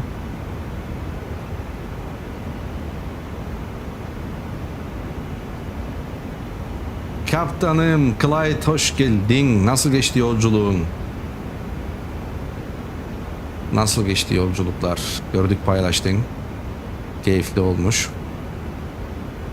Cuma gün dostlar, sizlerin belirlediği, bizlerin oylarıyla belirlenen İstanbul-Şangay uçuşu olacak ve gerçek dünya uçuşunu takip etme hedefindeyim.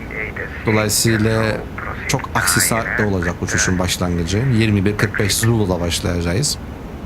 Gerçek dünya uçuşunu takip etmek amacım. Yani olabildiğince senkronize bir şekilde gerçek dünya uçuşuyla aynı anda kalkışı planlıyorum.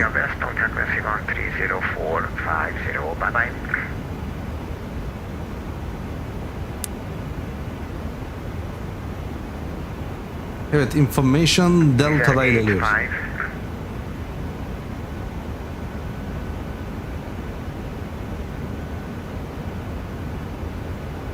Level by Zomba. Zomba'da approach'a geçecek. O da frekansımız dostlar 134 930.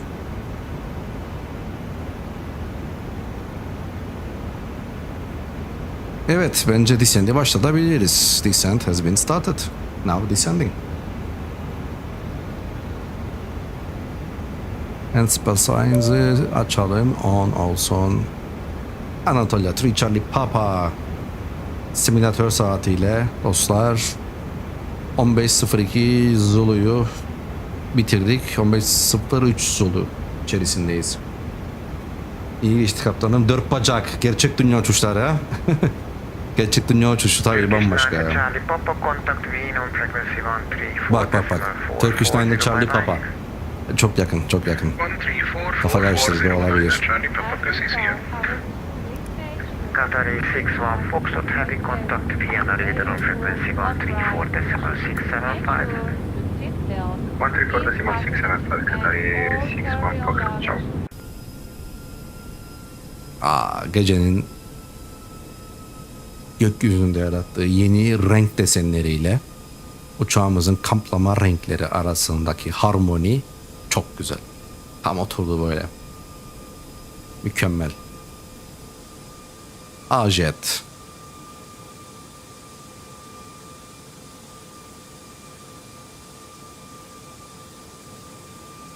Çok tatlısın. Austrian 691 to Budapest, radar. Check in, coming flight level 260 for 290 CPDLC request. Austrian 691 Budapest radar, good evening, radar contact. Break, KLM 3 Alpha contact Wien on frequency 134 decimal 440.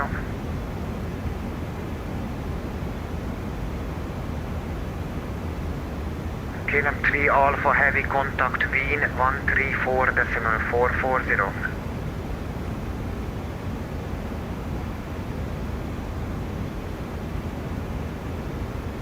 And Oscar 6901, can we get further climb? Yes, sir. Climb flight level 370. 372, thanks, and we are logging on to CPDLC right now. Roger. Görüşürüz Clyde, kendine iyi bak. Kolay gelsin.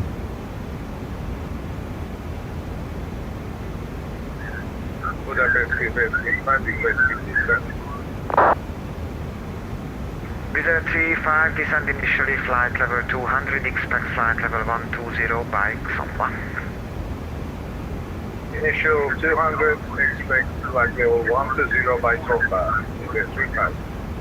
Lot 578, contact Bratislava, frequency 134.475. 134.475, thank you, bye-bye, lot 478. Zombay zaten 1-2-0 ile 10.000 arasında geçmek lazım. Looks like your CPDLC You are is working. send a Lava request. Code is Lima Hotel Charlie Charlie.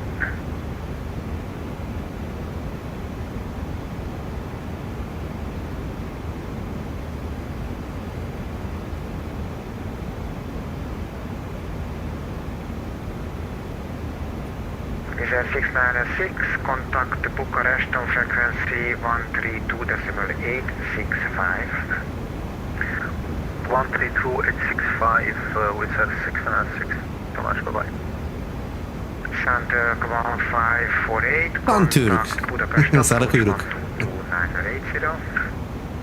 Center 158 Budapest approach 122.980.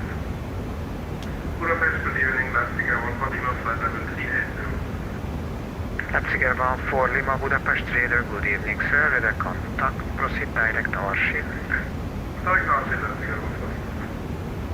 Budapest Radar, good evening. Austrian 241 flight level 360. Austrian 241 Budapest Raider, good evening, with a contact, proceed direct Notex. Proceed direct, NOTAX, Austrian 241. Austrian 691, proceed direct Lomit. Just proceed direct, Lomit for Oscar 691. Also, your CPDLC is down, I don't know if you know. But Austrian 691, as I say, I am connected, code is Lima Hotel Charlie Charlie.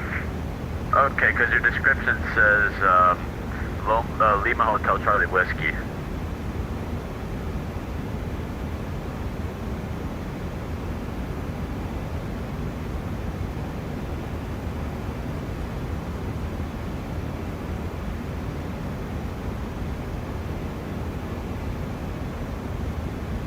Evet, 20.000 fite doğru geliyoruz. There we go, I went through.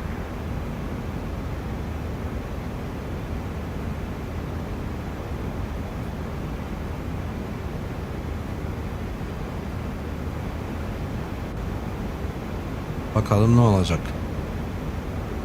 Zomba 2 November'e girdim ama Anatolia 3 Charlie Papa, contact Budapest approach 122.980 for further descent.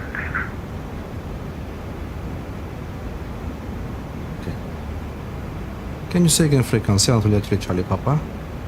Anatolia 3 Charlie Papa 122.980. Okay. Yes. 122.980 Anatolia 3 Charlie Papa.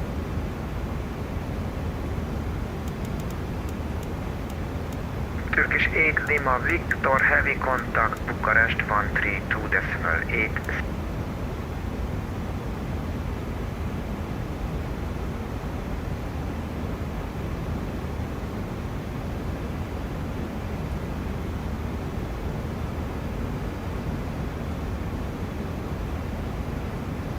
Okay. Budapest approach Anatolia 3 Charlie Papa.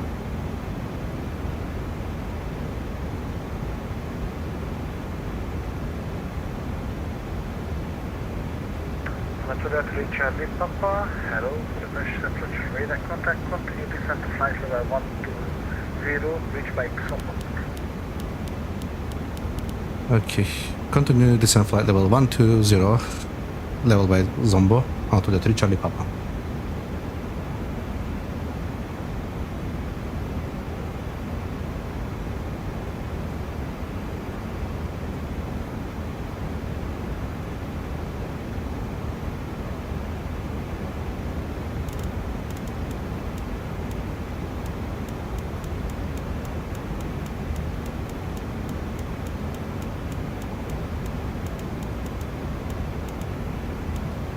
Demek ki Budapest approach'la koordineli. November 6, 8 kilo, Viatico, clear direct approach runway 31 left. Evet, bulutlara geliyoruz dostlar. Yoğun bir iş akışı olacak. Arslan hocam, Bakara kaptanım. Şimdiden iyi yaklaşmalar ve inişler olsun. Yerde görüşeceğiz.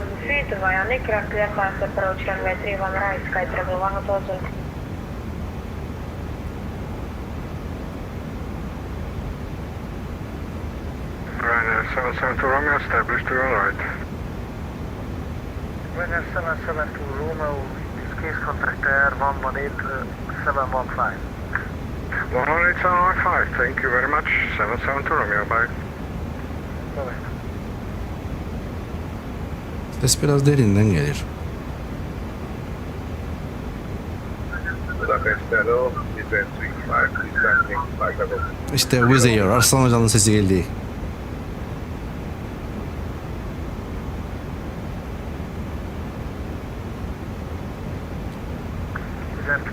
İyi inişler beraber. Radar contact. Continue descent to flight level 120, reach bike Sombo. Level 120, Of reach by bu ayın Somba. güzelliğine. Descent 35.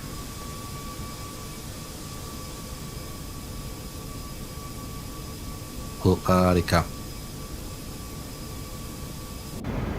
Şey biraz fazla açık.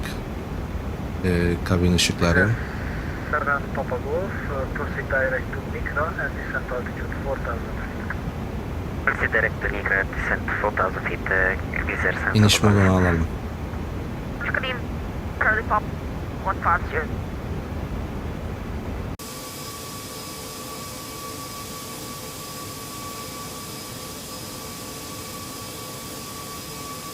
Evet, etkinliğin adına One Charlie Papa has approach radar contact. yakışır bir hava bizi şu an karşılıyor. Biliyorsunuz bu bir Vatsim etkinliği ve Slovak Wintrops diye geçiyor etkinliğin adı. Tamamdır, gayet güzel.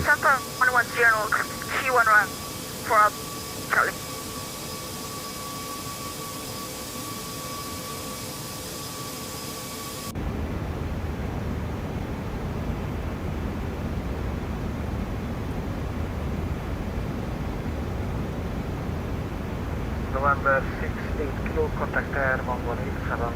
Bye-bye. 118715, 6 kilo.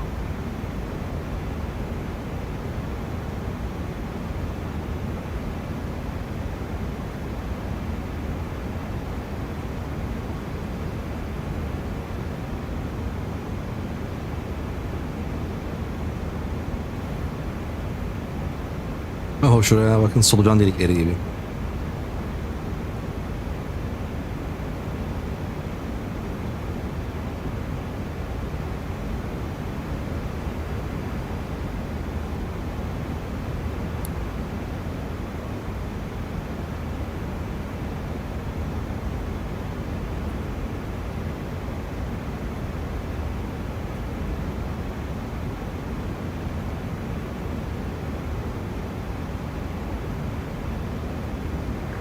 Anatolia 3 Charlie Papa, contact Stefanik approach 134.9 bye-bye.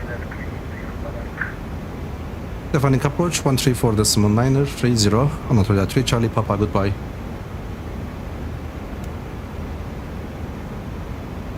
Okay. Stefanik approach, good to winning, Anatolia 3 Charlie Papa, descending flight level 120, information Delta on board. Stefani radar, hello. Echo current QNH 1025, I have radar contact. Somba 2 November ILS Zulu approach runway 31. Okay. Zomba 2 November, ILS Zulu 31, Anatolia 3 Charlie Papa.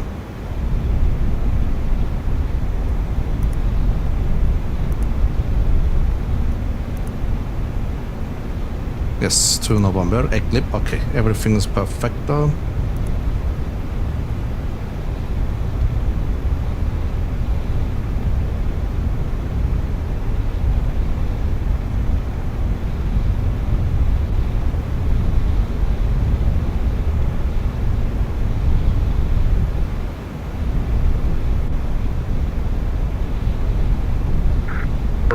Charlie Papa descent 6,000 feet, QNH 1025. QNH descent 6,000 feet, QNH 1025, Anatolia 3 Charlie Papa. Stefani radar observation, Skytravel 56, passing 2,700. Skytravel 56, добрый вечер, Stefani radar contact. Climb to flight level 120. Runway 134. Combat 120, Skytravel 56. Evet dostlar, tower frekansını yediğimiz 18305.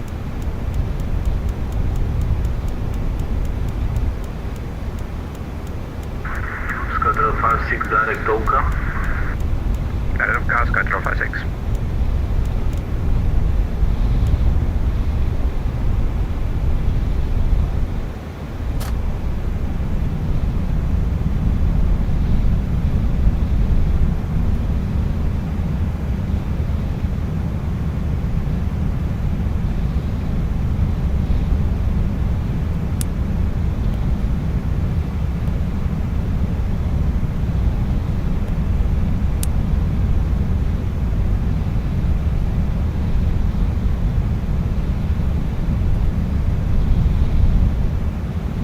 Passing 10,000 feet, landing lights on. Descent 35. Vallahi Winterops. Welcome to Winterops ha. Yağmur da başladı. Süper. 35, Stefani radar, good evening, radar contact. Somba 2 November arrival ILS Zulu runway 31. Combat 2 November, ILS Zulu 31. Activate approach phase. I have radar contact, information echo.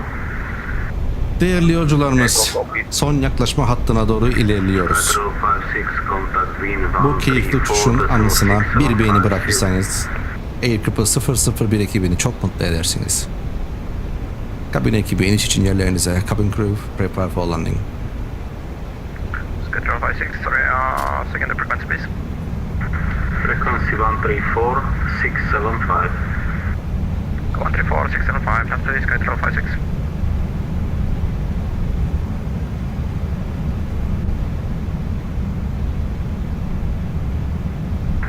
Anatolia 3 Charlie Papa, descent 3,000 feet, clear ILS approach, runway 31. Descent 3,000 feet, clear ALS Zulu 31, Anatolia 3 Charlie Papa.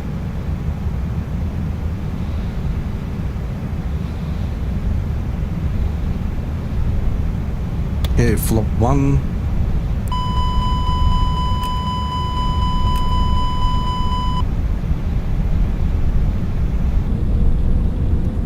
Hava hakikaten sağlam. Z35 descent 6,000 feet, QNH 1025. Landing. LS on. 6,000 feet on QNH 1025. Descent 3.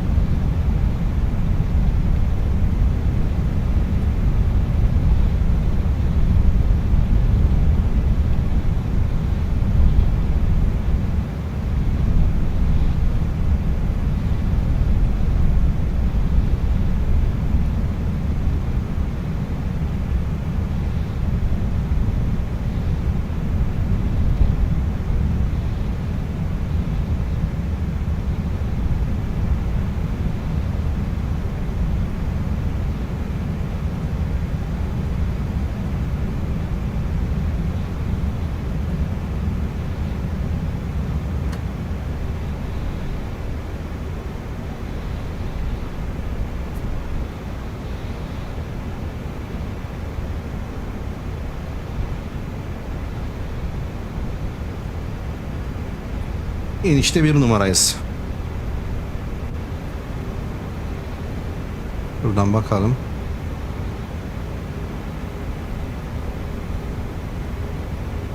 Evet. 2 numarada Arslan hocamız. Sevgili Arslan hocamız bugün bize eşlik ediyor. Mr. Approach'a bakalım bir. Evet. Turn right ve Yanovce Viyovara doğru gidip. Orada ne olur? Tamam. Oradan bakacağız. Oradan yönlendirme. Kaç diyor? 3000. Evet 3000. Zaten şuradan Eklip'ten geçince 2500. Okey.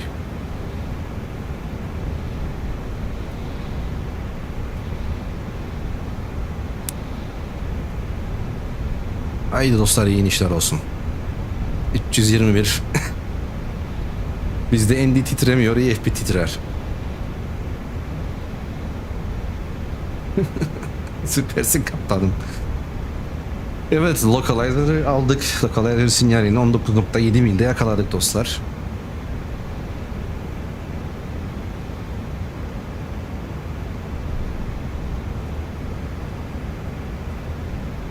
Is up 35, descent 3000 feet, clear ILS approach, Zulu runway 31. Continue descent altitude 3000 feet, clear ILS Zulu 31, descent 35.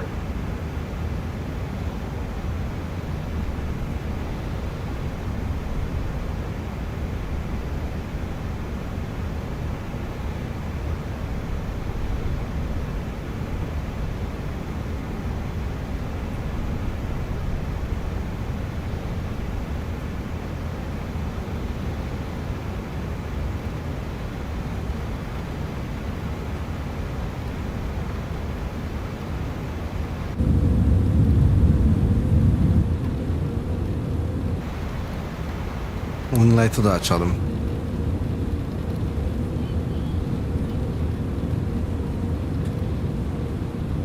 Kanadımız yalbır yalbır parlasın.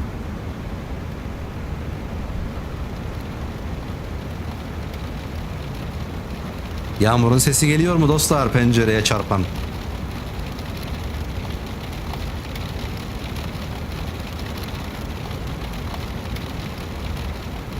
Approach checklist, Baro 1025 set both, super signs on, Altimeter setting. minimum set, 644 feet, runway condition wet, auto brake, low. Bir landing'i check yapalım şuradan wet'le. 145 verdi. 3 knot'tır. 5 knot ekleyelim. 150 knot. Okay. Tıkır tıkır gelir.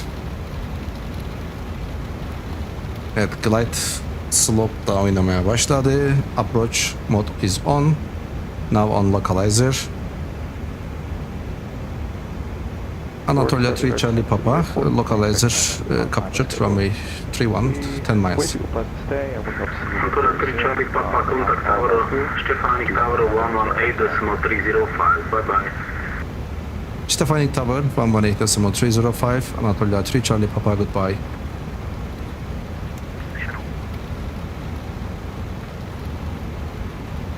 Stefanik Tower, good evening, Anatolia 3 Charlie Papa on localizer runway 31, 9 miles. Anatolia 3, Charlie Papa, very good evening, Stefanik Tower, wind 040 degrees, 3 knots, runway 31, clear to land. Runway 31, clear to land, Anatolia 3 Charlie Papa. Yes dostlar, inişte number 1.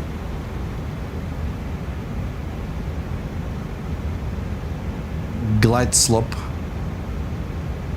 Okay, full established ILS Zulu runway 31, lap set 2, landing lights on, QNH 1025, mean stop approach altitude 3000 feet set, and gear down.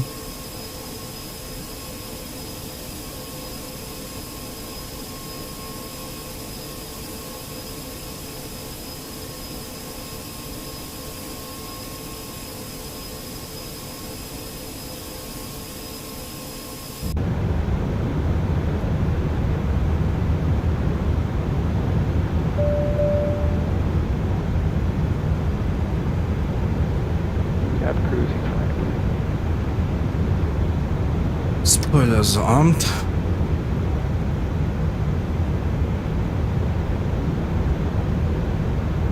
Four miles, flap full.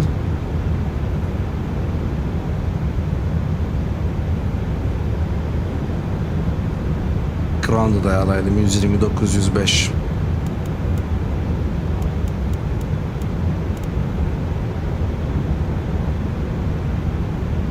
Automechanical indications. Landing checklist please. Ecam memo landing Nabalu and cabin ready. Landing checklist completed. Haydi inişler olsun. Yes, landing light'lar açık. Tamam, runway nose light'ı da açalım. Take off'a ki bunu da açmayan şirketler var. Sadece landing light'larına inenler de var. Hatta çok büyük yayıncılarda da görülür farklı uygulamalar. Mesela ben genelde 10.000 feet geçişlerde landing light aç kapa olaylarını yaparız ama mesela çok büyük yayıncılar var. Onlar o şekilde yapmıyor. Yes, teşekkürler. Kilo Kilo Alpha Echo 666. Teşekkürler. Runway in sight. Approaching 3-1.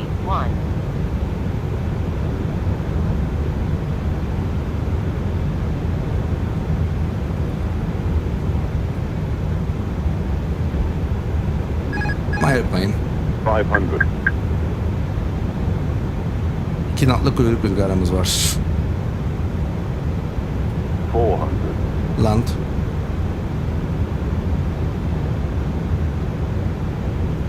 $300. 100 above. Stefanik Tower. 200. Hello, between 35. Minimum. ILS Zulu, Continue. runway 35. Sir 35, 100. Stefanik Tower, continue approach number 2. Number 2, 50. continue approach. 40. 30. 20. Retard. 10. Long Five. landing. Long landing. 7,000 feet. Remaining. Reverses.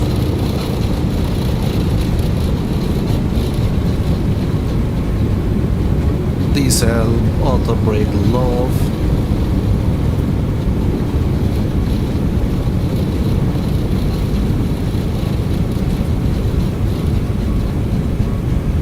Manual braking.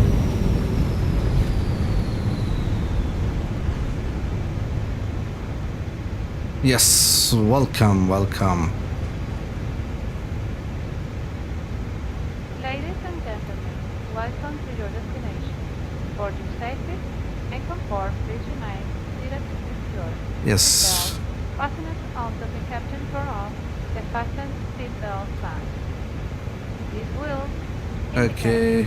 that we have Anatolia 3 started Charlie Papa Vakit runway 31 via Delta. and that is the Anatolia stage 3 for Charlie you Papa, to welcome to move Bratislava, about. contact ground On behalf 120.905, of the airline and the good entire night. crew, we would like Ground to 120 decimal thank you niner for joining 05. us on this flight, Good day, and sir, we are Anatolia looking 3 Charlie forward Papa. to seeing you on board again in the near future. Stefanik Ground, hello, Anatolia 3 Charlie Papa, Vakit runway on Delta. Anatolia 3 Charlie Papa, hello, Stefanik ground, taxi flight 8 via Foxtrot. Can you say again stand number please? Stand number 8. Number 8 via Foxtrot, Anatolia 3 Charlie Papa.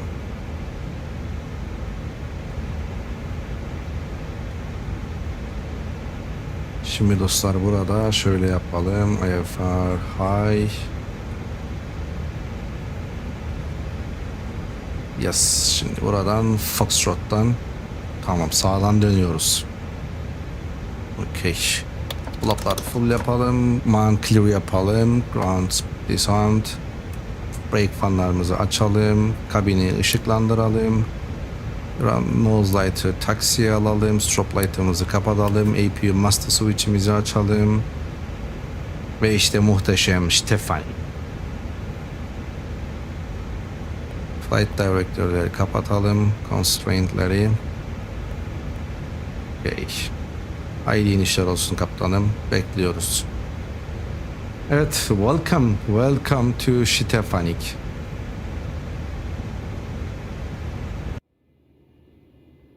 Welcome to Stefanik.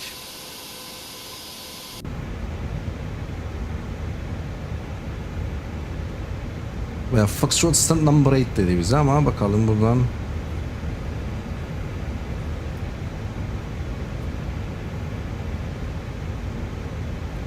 Yes, stand number 8. Ha, ta bu tarafta. Tamam.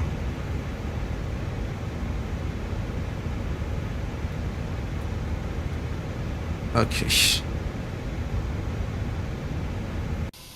Buradan dönecek.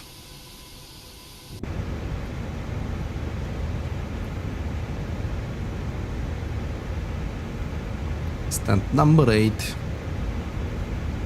Evet dostlar, Axonos'un sinyalisini kullandık Varna için. Bu da Chboda sinyali.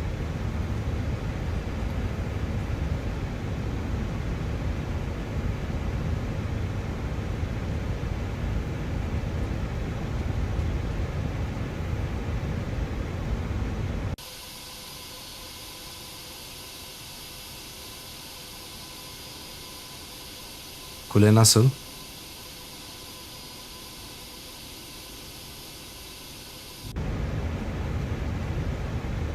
Yes, Bratislava.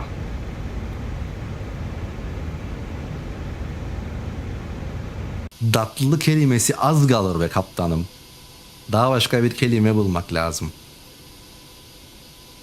Bayılırık, bayılırık. Şu güzelliğe bakın. Stand number 4.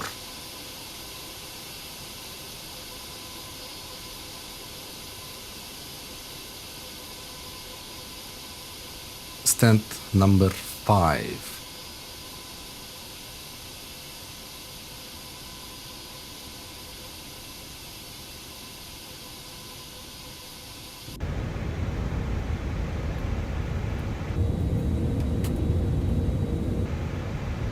Winglight'ları kapatabilirik artık.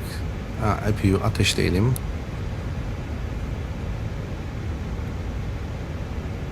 Yes, stand number 8. Oo, güzel yere. Tam da Bratislava'nın adının yazdığı yere geldik. Yes, taxi lights off. Runway turn off lights off.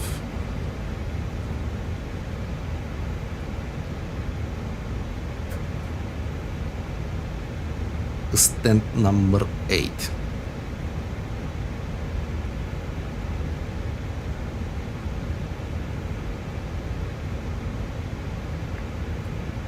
Ground hello, visit 35 on Delta. Europe 3, visit 35, hello Stefani, ground, text stand 13 via Delta Alpha.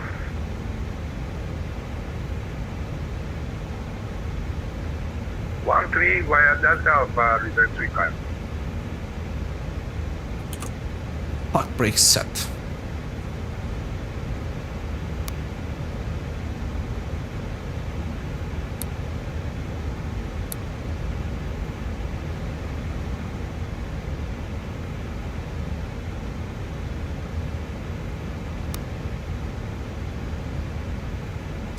On block 1:43 time. 1 hour 43 minutes. Evet, off block on block time'ımız belli. 15.30 itibariyle indik. Brake panlarımız çalışsın. Biraz set fren yaptık.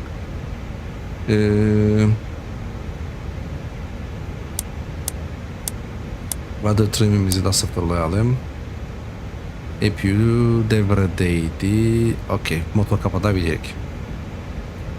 Engine number 1 goes off. Engine number 2 goes off. NAPU bleed. Beacon lights on. Jetway yoktur dostlar burada. Chocks on. Okay. Apu'da kalalım çünkü replay yapacağız. Anatolia Chiripali Papa on block. Thank you for the service. Goodbye. Goodbye, Merry Christmas. You too. Okay. Yes dostlar, Bratislava. Şimdi Arslan hocamızı bekleyelim gelsin yanımıza. Yes, işte arkadan gelir. Bu arada biraz gezelim, meydan turu yapalım şu an kuleden. Ki aslında şöyle yapalım. Bir kameraya geçelim. Aslan hocam poz ver. Evet, meydanda statik uçaklar var işte, burası kapalı taxiway, bakın meşhur bir Tupolev. İsmail Hoca burada olsaydı, şimdi İsmail Kaptanımız bu gece yok bizimle, burada olsaydı kulakları çınlasın, Tupolev'i görünce mutlaka bir şeyler söylerdim. Görüşürük Ruben, teşekkür ederim burada olduğun için kaptan, tekrardan iyi ki doğdun. Arabi, welcome on board Arabi, hello, how are you? Yes, I did a flight together with the captain. Crow Airlines flight from Varna to Stefanik, but I'm not happy with the traffic. The traffic density is lower than expected today because it's a Watsim operation. It's an event by Watsim, but multiple airports are joined that event, so maybe many of the pilots have selected to fly different destinations. I don't know, but I love Bratislava. I love flying that airport, and also I love Varna. That's why I select flying from Varna to Bratislava. Look at that amazing scenery, my friends. Look at that photo. Evet. Arslan hocam, harika bir fotoğraf aldım ama şu an. Harika bir fotoğraf. Mod Charlie yapalım. Darlıydık. Mod S yapalım. Okey.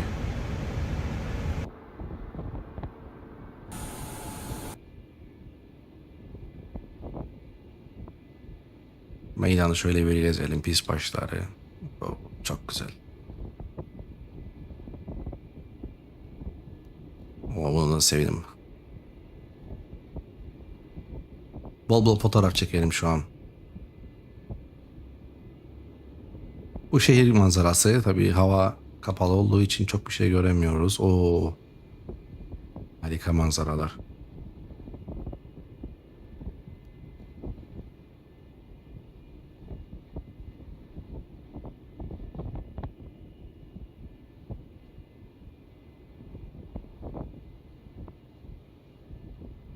Doyamıyorum fotoğraf çekmeye.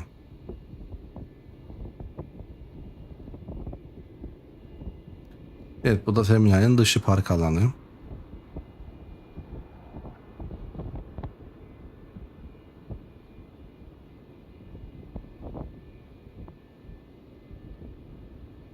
Sonucu park etsin.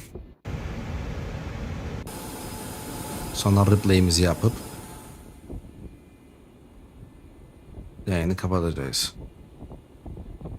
Tabii Bratislava hakkında konuşmadık. İşte burası dostlar, Slovakya'nın ana uluslararası meydanı, ana uluslararası havalimanı. Şöyle yapalım, kuş bakışı. Bratislava.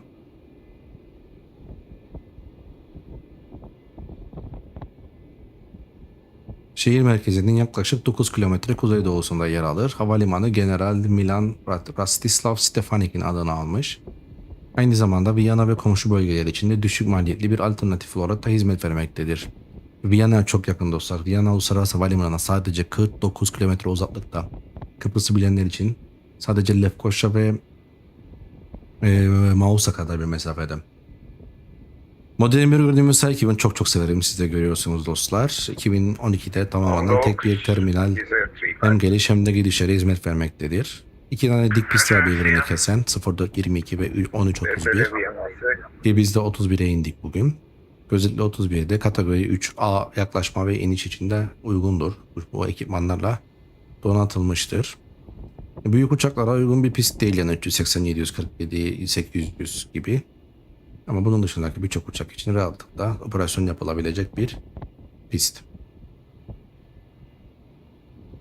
Bratislava tabii ki Slovakya'nın başkenti, siyasi, kültürel, ekonomik merkezi ve bu merkeze ve sadece bu merkez değil, Viyana'ya, komşu şehir Viyana'ya da aslında bir nevi hizmet veren bir meydan. Ki özellikle Watsim Slovakya ekibi çok cana yakın dostane ATC'lere sahip. Buraya uçmayı seviyorum dostlar. Crow Airlines kaptanım Arslan hocam, ben teşekkür ederim ya. Bugün vallahi çok keyifli oldu. Önce sizin güzel uçuşunuzu izledik. Harika bir inişli Wellington'a. Sonra da bana eşlik etmeniz ayrı bir onur oldu. Desteğin için teşekkürler. Son fotoğrafı da aldım ve artık dostlar ne zamanı en sevdiğimiz onlardan biri geliyor dostlar. Disconnect oluyoruz ve replay zamanı. İnişimizi izleyelim.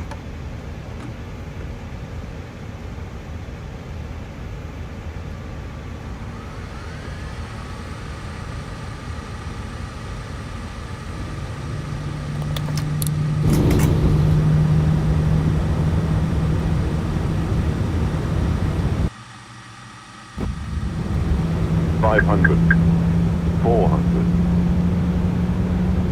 $300, $100 above, $200, minimum, $100,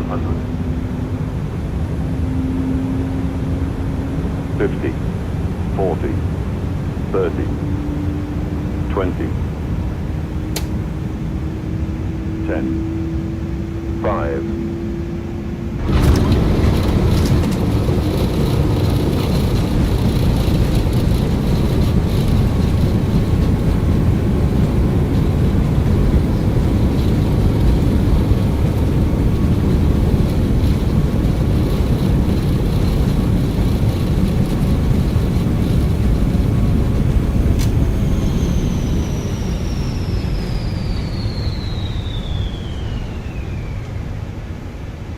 İyi geceler kaptanım, iyi geceler.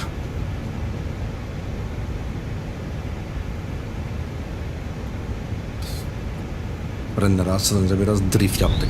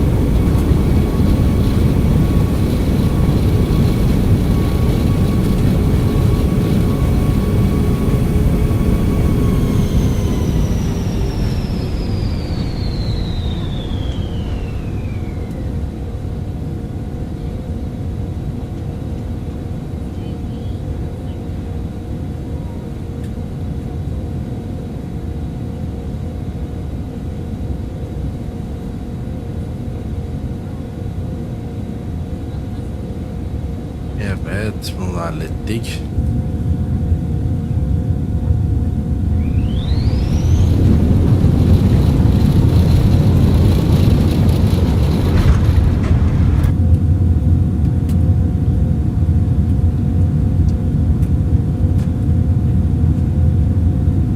YouTube ve Twitch farkı.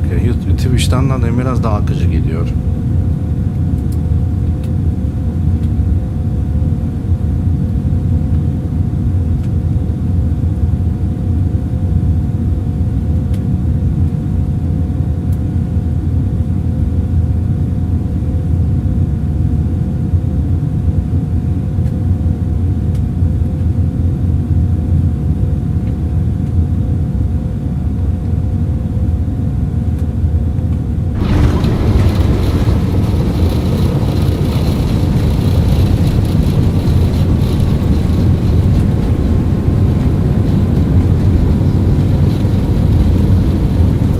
CRX problem yok.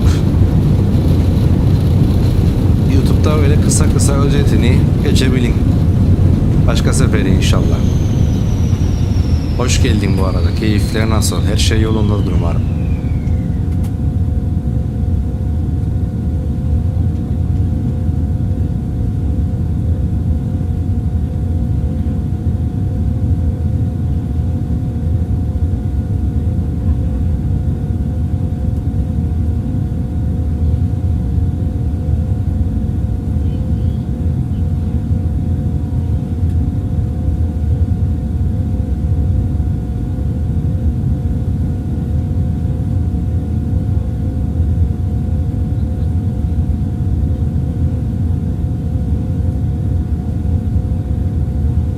Evet, geriye ne kaldı dostlar?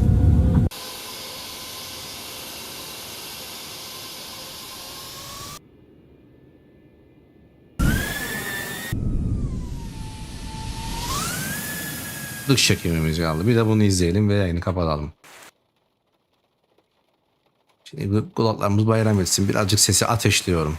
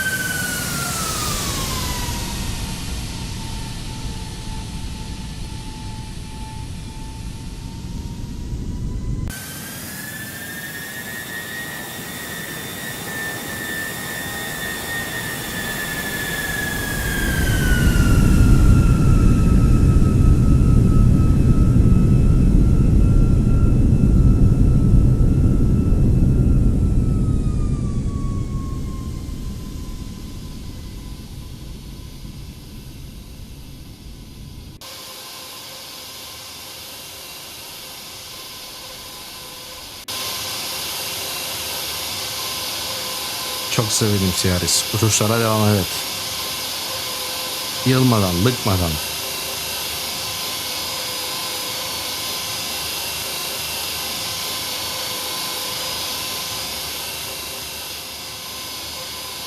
Evet dostlar.